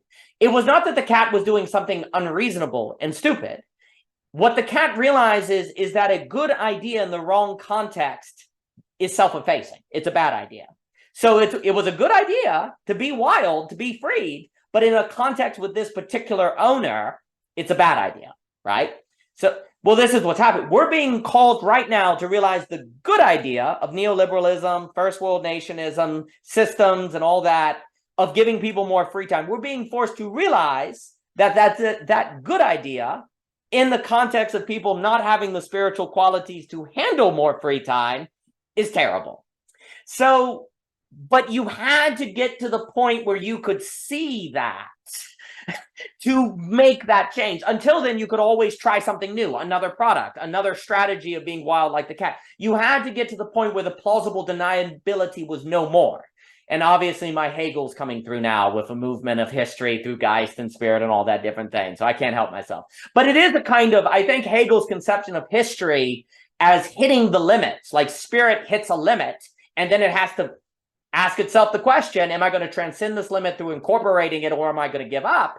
Like, that's what you're seeing here. You're seeing a moment where we're being forced to see that this good idea that we had of neoliberalism or mechanical man, however one wants to language it, has now by its own logic brought about a new context of which then it is now a bad idea in. That's the key. Like, we've brought about the world in which continuing to be just mechanical leads to our self-effacement. But in bringing that world about, we can see the limitations of a mankind that only defines itself mechanical, which in seeing that causes us to make a choice. We're forced. We're caused to make a choice. Are we going to begin being spiritual and qualitative, or give up? And we have no choice but to make a choice. And that's for Luber and Alex and everyone. That's when a story's happened. That's now a story is possible. It is now possible for a story. And in a very funny way, what this would suggest is that maybe for the first time in human history, a story of human history is possible. Whereas up to this point, it has only been participating in a gradually formulating ironic situation that was necessary for the causer to arise, that would then force us to make a choice on if we're going to be collectively spiritual or not. Now, critically, once the causer occurs, it reaches back in time and makes the ironic situation always already part of the story.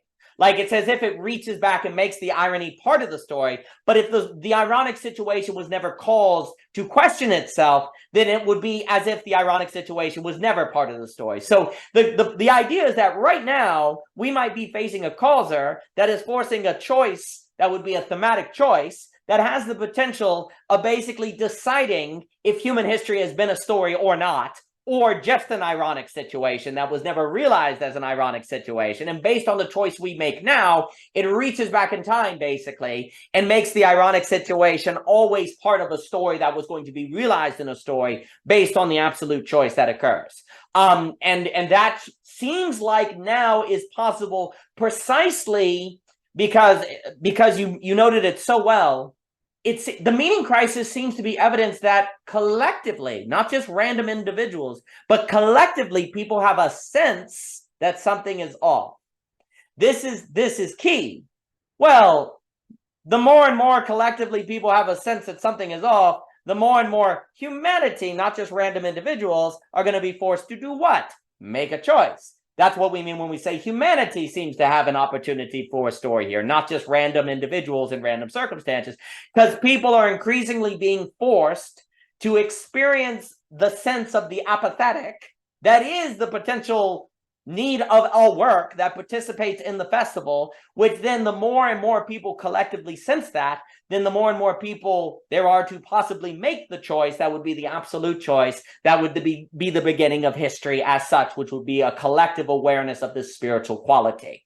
And it's just kind of funny, and I'll give it back to you, that this moment of this possible choice required a condition in which people, the average person, looks around and says, what is my work when everything seems like it's working? Which, of course, is to ask, why don't I feel good if everything's great? It's the same sort of thing. Well, that's irony. Like, that's irony. We did all these things to be happy, which then is the very creation of a condition in which we're forced to realize that the things that are supposed to make us happy don't. What are we going to do about that? And what does that say about us? And why does that say that about us? And what kind of being are we're now in philosophy? We're now in wisdom. We're now in psychoanalysis.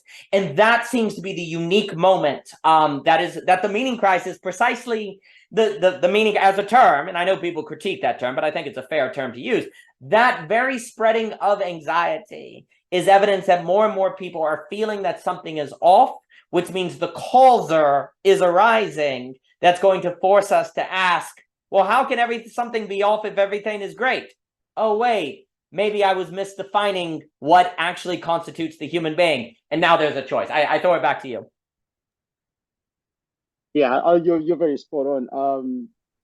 Yeah, thanks for that. You've beautifully put it. And wow, there's a few things coming through. Like the knowing, bringing about the change, and then the change pointing towards the work. It's like that's sort of like, that cut really had such a revelatory moment. Touching on that, I noticed like there has to be a failure of that reality, but before that reality can fail, it has to be real. It has to be realized before it can break. And it's the experience of the breaking of that reality that then will reveal what must happen next. And, kind of like what we touched on earlier about the planning, right? It's like the weatherman does not plan 5 years ahead. It's like, you're too far off. It's like you can't really predict. Like whatever you're going to see will probably not be that. So you kind of have to acknowledge that you're not gonna see that, right? And that's because we have a sense for the plan to emerge when we see. It's kind of like the planning is a response to what's happening, right? The planning is a response to what's happening. Like you do not need, like the planning on its own is incomplete because it lacks the environment for which it's meant to fit.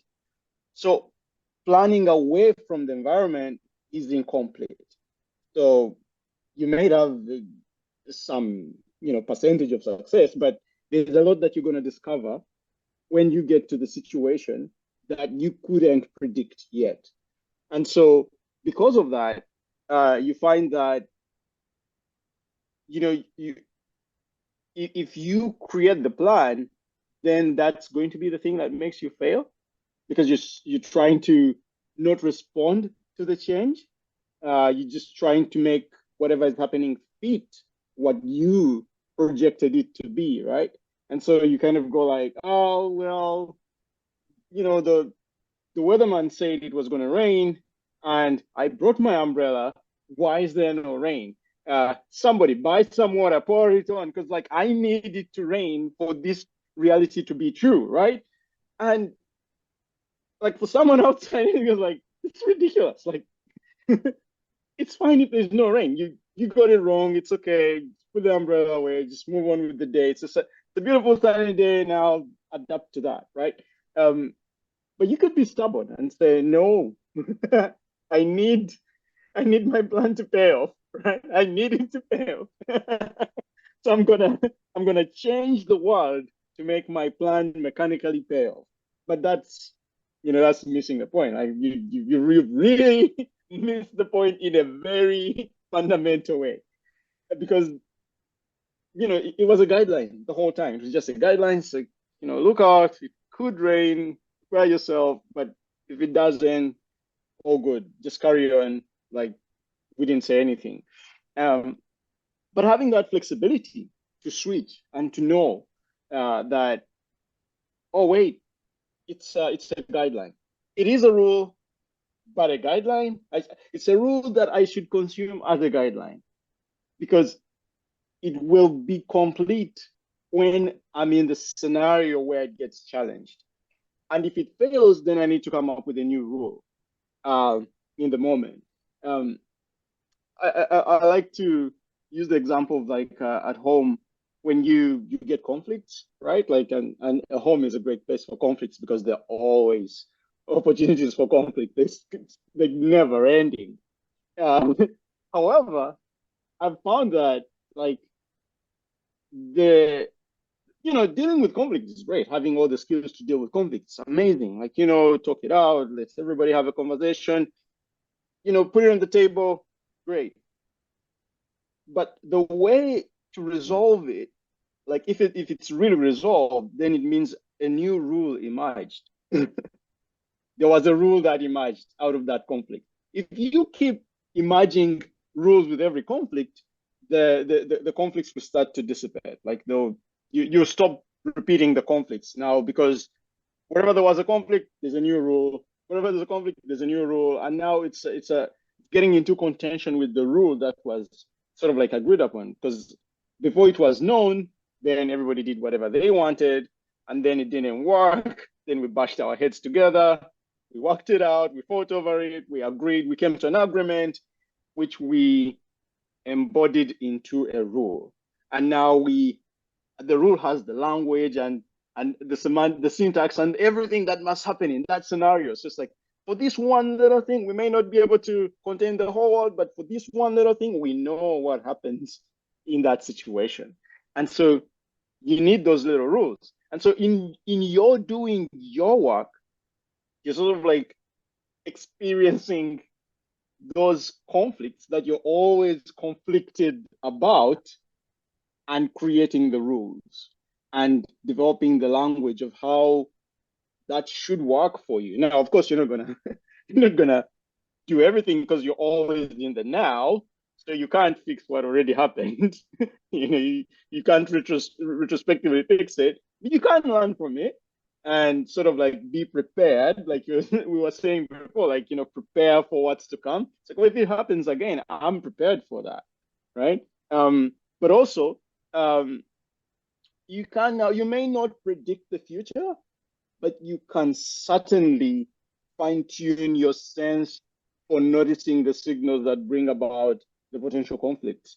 Now, still, even if you develop that capacity, you will still not be able to predict the exact unfolding of the conflict. So you still have to be prepared.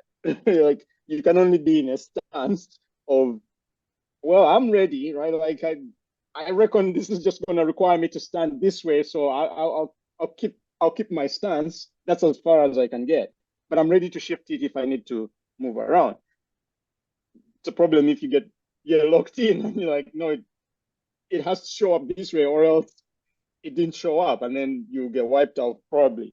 But getting unlocked from that, developing that flexibility, that's where the philosophy comes in. All the practices, that's the ecology of practices coming together, because you have to continuously cultivate this. And in that process, that's where you still see the gaps that you have, how you're falling out of sync with it. A good example I like to use is how the walking stick, the stick that a blind person uses. For the longest time, like you think that it's a sensitive stick, right? Like it's highly sensitive, of course, and it's meant to help them map the environment and sort of like feel it. But actually, how it transmits the data is by telling them where there's not a thing. It's not telling them, it can't tell them what the thing is, but it's mostly showing them where the space is. It's like when they're walking, it's like, oh, so not there, not there, not here, not here, not here, not here. And in knowing where not to go, they know where to go.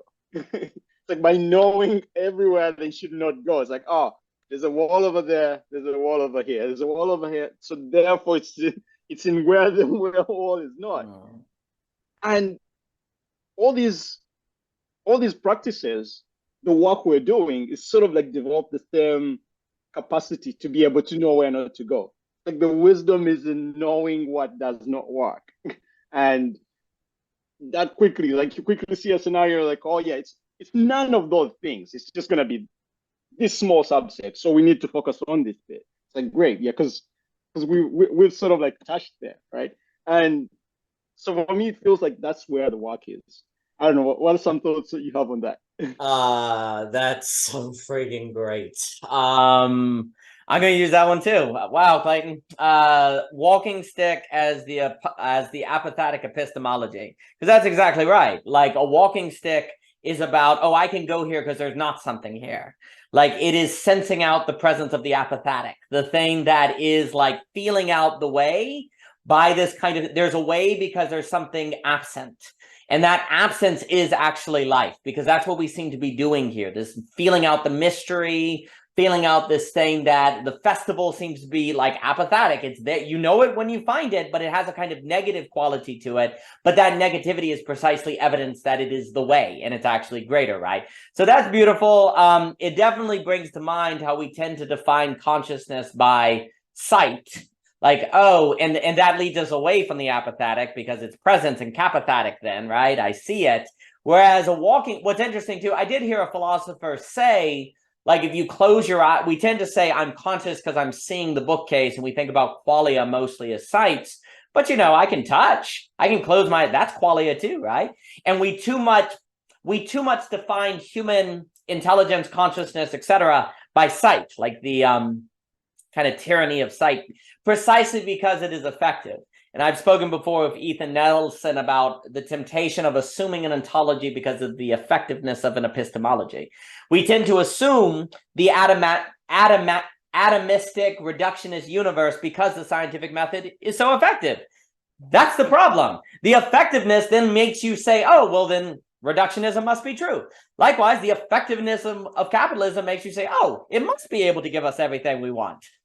That's a reason, and thus that the human being is ontologically a being that finds fulfillment in consumption. That is a reasonable thing to conclude based on the effectiveness of the method, but it's wrong. Likewise, it is reasonable to define human consciousness or what we seek as more capophatic and presence-based, which of course Derrida was critical of, because sight is great. I can see I can really see where something is, and not all at once, a lot more effectively than with a walking stick. Unfortunately, sight won't get you everything. Set your eyes on the unseen in the biblical sense, right? Unfortunately, quality is not something you can only. Quality is not a product of mere sight. It's sight plus sense, and more so sense. Like it's more so sense than sight. Well, that's more like a walking stick. So metaphorically, and metaphors matter, And I think metaphors are actually very important and useful. They're kind of proofs. There are some philosophers that hate metaphors. I think that's a mistake. It's a kind, because metaphors are how you get embodiment and concretion. Like if you can make an idea metaphoric and metaphoric ideas, this is kind of how we avoid a disembodied two worldsness, right? So philosophers need to be careful to be anti-metaphor, but it's reasonable that they're anti-metaphor because metaphors are so effective. They easily lead us into self-deception because they're so tantalizing. But one of the ways Christians avoided the temptations of the flesh were to say that flesh is evil and spirit is good, and created a two-world theology. So we shouldn't fall in the temptation in philosophy of avoiding risk no more than theology should have. So the walking stick thing is amazing. I also really like what you were saying, with the flexibility on this idea of rules, guides. It made, a piece I've thought about it before is kind of the phenomenology of the artist. And I think that's getting at the flexibility, the ecology of practices. Because the thing is about anyone, hey, Butler's a great example of this, right? If you write a story and somebody says, oh, a story, oh, it's fiction, you can do what you want. No, you cannot. There are definitely rules for good fiction versus bad fiction. But are they hard rules? No, but they're there. They are definitely there.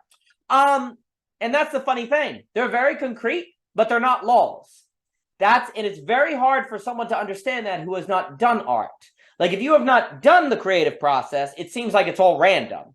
And it does seem like it does seem like anything can go. But if you actually do that ecology of practice, you learn very quickly that although it's created and there's no transcendent ground for which sentence is best versus another at a certain point beyond obvious misspellings, even though there's not a transcendental ground, there are sentences that are better than other sentences. That is what the human being is increasingly finding needs to be the character of their epistemology. That's what we're finding increasingly needs to be the character of our politics, of our economy, and all these different things. Like, as an example, if I were to have the sentence just based on Turn the World, where you say, from the end of the hall to her door, Dawn walked to her mom's room. Okay, the information was communicated. It was all there, but it's a terrible sentence. A much better sentence would be to say, Dawn walked across the creaking wood to her mom's door. Why is that sentence better? Because you're following Dawn as she goes to the door, as opposed to me telling you with a clause where she's going to go and then telling you she's there. It's all messed up. But from an information and quantitative standpoint, the sentences are the same. But from a qualitative standpoint, they are very different. Because the second one, you have the camera following Dawn, where in the first one, it's jagged. You know where she ends up, and then you go back and see her there. This would be like an example from Butler, right? So you also, and this is something Butler is getting at, when you read those sentences, you qualitatively know the difference. And if somebody were to ask you, why do you just sense that this second sentence is better than the first? Let's say you never read Butler, or you never did any, you just sense it. It's apathy. You have the walking stick. It's like, I just know it is, dang it. And then one day you might encounter Butler and say, oh, now I get why. Because it threw off the dream state, basically. But you sensed it before you understood it. And that tends to be how life is actually most best lived.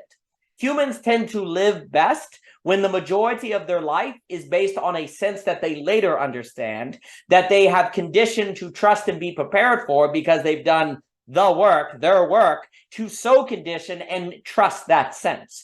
And you see, again, that may sound kind of abstract, but the artist knows darn well what all that means. Because when they sit down at the typewriter to write the story or they paint, they know the weird double move of having rules to follow that are not laws, of having an idea of what they're going to do that they change in the process, of sensing when something is right and not, of knowing what's better and what's not, even though it seems arbitrary. The artist knows very well and very concretely and very practically these differences, but you have to do it to know it. And that's, of course, the great problem, right? Like if you define all of reality in terms of quantification and mechanical man, then you don't do the things to know these differences. And thus, rationally, you conclude there is no difference because one's rationality is always organized by the horizon and truth in which they live. And so that's the Kierkegaard despair then. That's the total depravity. That's sin. That's missing the point, which therefore means you conclude there is no point. And so it has a kind of enclosure structure to it. We are reaching a point in history where we are forced collectively to recognize that structure of entrapment that is an operation. The inadequacy of being incapable of telling the differences between the sentence examples. The inadequacy of living a life where you don't meet the conditions of being able to sense the festival and to identify our work. And so, again, that leaves us with a choice. How are we going to respond to that? Also, I meant to say I really liked your music box example where you're talking about turning the lever and like the intrinsic motivation. That was really good. I wanted to tell you that. So there's something here. So the question is the following. Okay, how do we collectively, what would it mean to collectively spread the conditions in which the average person on planet Earth has that walking stick? I'm going to call it the apophatic walking stick, because that seems to be like, if you have a work, you have an apophatic walking stick. Like, you have that. That is the definite quality of your existence, is this apophatic walking stick. We can just call it the walking stick. Either way is fine, but it's the apophatic walking stick. I'm going to get a tattoo. Okay, so it seems to be the case that on planet Earth right now, there is, for some reason, a random amount of people who have the apophatic walking stick. Some of them do art, some of them do science, some of them do liminal web, some of them work at your local grocery store, but they have an apophatic walking stick. So why they have it, we don't know. It seems to be dumb luck at this point. Well, increasingly, it seems like if we cannot expand the number of people who have the apophatic walking stick, the global economy is going to fall into increasing dependency on liquidity flows and debt, which is not optimal. Democracy will become more tribal. Pluralism will just lead to anxiety that makes everyone angry, and people will become mechanical and disabled from doing anything as AI frees them up to do anything they want precisely when they're not able to do anything, so they experience free time as hell. That's problematic. So how do we spread the conditions of the apophatic walking stick? And going back to what we were saying on irony, is it seems that everyone starts, like, because if, like, for me to talk about humanity as fallen is to say humanity is stuck in irony without knowing it's an irony. So I want to talk about like irony in parentheses, which is when you're ironic and not know you're ironic, which then there's a move where you realize the irony, and that's the causer when now you're in story.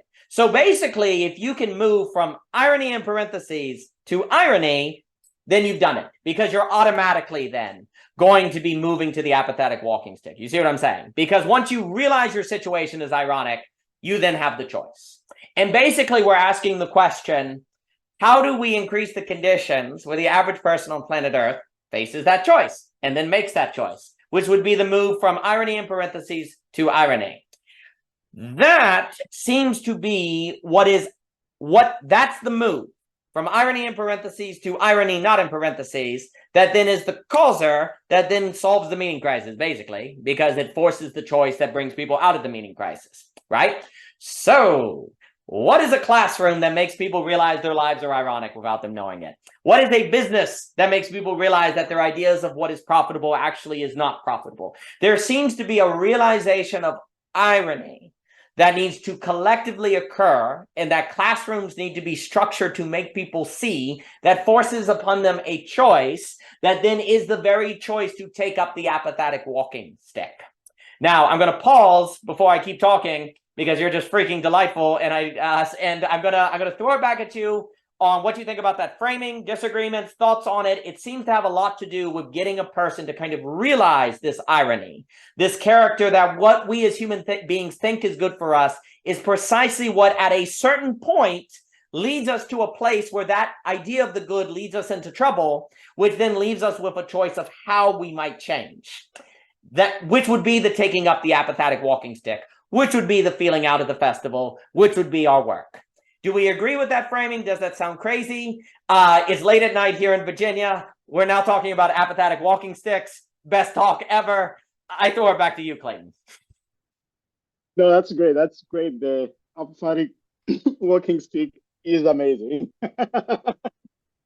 No, and I completely agree with you. I think, throwing people into irony, that the irony is where you need to be at. because that's where you're gonna find your stick, right?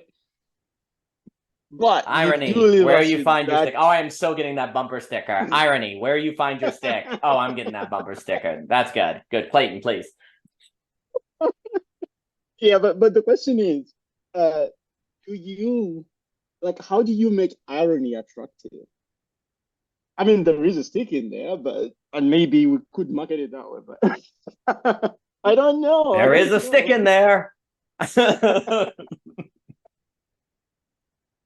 Because the it feels like if and maybe you could sell it to people. It can easily be misinterpreted, but if you really know what irony is, and you're being told to go in there willingly, you hesitate. You have, especially if you've been there. Because when I think about it, it's like, ooh, I don't know. Do I really want to get into that situation? But it is the right thing to do, but it's a difficult right thing to do. It's very challenging, and people will say things like, "I'd rather die than do that." Yeah, like people completely say that. Maybe they don't mean it that way, but it's at that level. It's at the level of like, if I have to actually go do that kind of work, it's like I feel like I'm resetting my life. I'm restarting from scratch. Like I feel like I'm throwing away everything I have built up to this point, which indeed you are doing that, to be honest. But then the hesitation: do I really want to do that? It's the like Jesus does this. He just walks into it. Oh, well, they're gonna, he's telling his disciples to not stop the whatever the soldiers who come to take them, because like this is meant to happen. He's gonna go this way. He knows this is happening, and he's walking right into it. He's happy about it. Well, I don't know if he's happy about it, but he's prepared. Like he's been walking towards this very point, right? And it's part of the process. He's well aware the challenge, but it's gonna happen. And that's where as a Christian, you get challenged. Like, yeah, you gotta be kind of do the Jesus thing. You're like, I don't know. Do I? Do I? He did it. Like, can I just ride on that? It's like, yeah, you can do the same thing. Like, but if he did it, I could. I'm with that guy. I'm with that guy. I'm with him. Yeah, I'm with him. He's like, I'm good. He's dead. no, yeah, you gotta carry your own cross and go get crucified on it, and then go. Like, what? No. I just had a drink with him and some bread. And fine.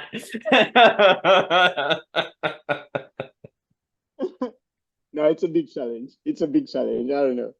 You're a good man. Well, I've really enjoyed it, and alas, if I didn't have time restrictions, well, we'll certainly do this again. I've really enjoyed it, Clayton. And it's like, well, it would seem like the realization of irony is the Lacanian real, that we do everything in our power to avoid. The real in Lacan is the source of anxiety and dread, and we create our imaginary and symbolic orders to avoid the real. The real of reality is the place that you do what you think is good, which is precisely why you end up not with that good thing. That is, reality is ironic. And like the first book we ever did was called Ironically, where the key claim is that the fabric of reality is ironic. Like the very character of reality is irony. And it is that rather you want it to be or not. But we're really, really good at not seeing what is. That's the power of the symbolic and imaginary registers. And so the first thing is you have to make people realize that irony is there. And if you don't go into it, it is still constructing your life and you don't even know it. That's why your relationships are failing. That's why consumerism's not making you happy. That's why when you do the things that you think you ought to do, you end up with the results you were doing the thing to avoid. And so there's an imperative, almost a kind of, I know Zupancha has kind of tried to think of the real and Kant together in kind of moral imperative. There's something about the real as irony that then creates an imperative to recognize the irony, because otherwise you're doing the ironic in the bad and don't even have the ability to know you're doing it. And Once you hear me say that, sorry, you're pinned down. Sorry, man. Now you have to make a choice. This very conversation is a kind of causer, right? So, that's kind of the thing. It's like the Nabokov at the end of Speak Memory, where he talks about that picture of the sailor made of all the small pictures, and you don't see the big, and then one day you do. You suddenly see the big picture, and then you can't unsee it. And likewise, once you see that the nature of reality is ironic, you can't unsee that the nature of reality is ironic, which then leaves you with a choice: give up or respond. But there is no way to have the potential start of a story, the human story, without being forced into something that you cannot unsee. And what seems to be, and this is where in a kind of funny way I have sympathies for the Nick Land accelerationism, even though I don't agree with what he's talking about by that, because it basically, I understand it as the annihilation of the human race. Thanks, Mr. Land. I hope you have a nice Monday too. But there is something about the idea of spreading the conditions of which people realize something quickly.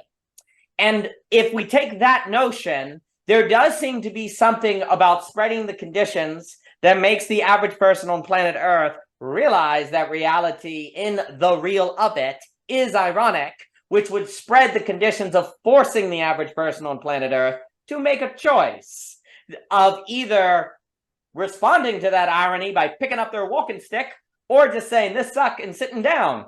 And we seem to have to force that choice, which is going to, by definition, because it is the real, be anxiety producing and difficult. But it is that very difficult that is the prerequisite for picking up that walking stick, which if you don't pick up, you can't do your work. You can't condition yourself to be the kind of being that can scratch the itch of thymos and experience beauty and be part of that festival and help spread the collective conditions of that flow and festival. So it's worth picking up that stick. And if you don't, you're gonna end up, because of AI, having a whole lot of free time that you experience as hell instead of heaven, because you don't have the conditions to experience that free time as anything but a source of anxiety and boredom, as opposed to an opportunity to find freedom before something that you're tapping out with your walking stick. The walking stick goes with the freedom before because you're seeing what's before you there, and you're free to walk into that thing that is before you because of that walking stick. But you can only get that walking stick if you realize that reality is ironic, which forces you to experience the real, which is pretty difficult, but it's even more difficult to be bored. So I suggest, I'm all about picking up that apathetic walking stick. I'm glad we could talk about picking up that apathetic walking stick. And this has been a delightful conversation. I look forward to doing it again. Thank you so much, Clayton. You're great. Thank you so much, Daniel. I look forward to it next time. And yeah, we should totally start a camp, the ironic camp. Put people into irony. So you get a stick at.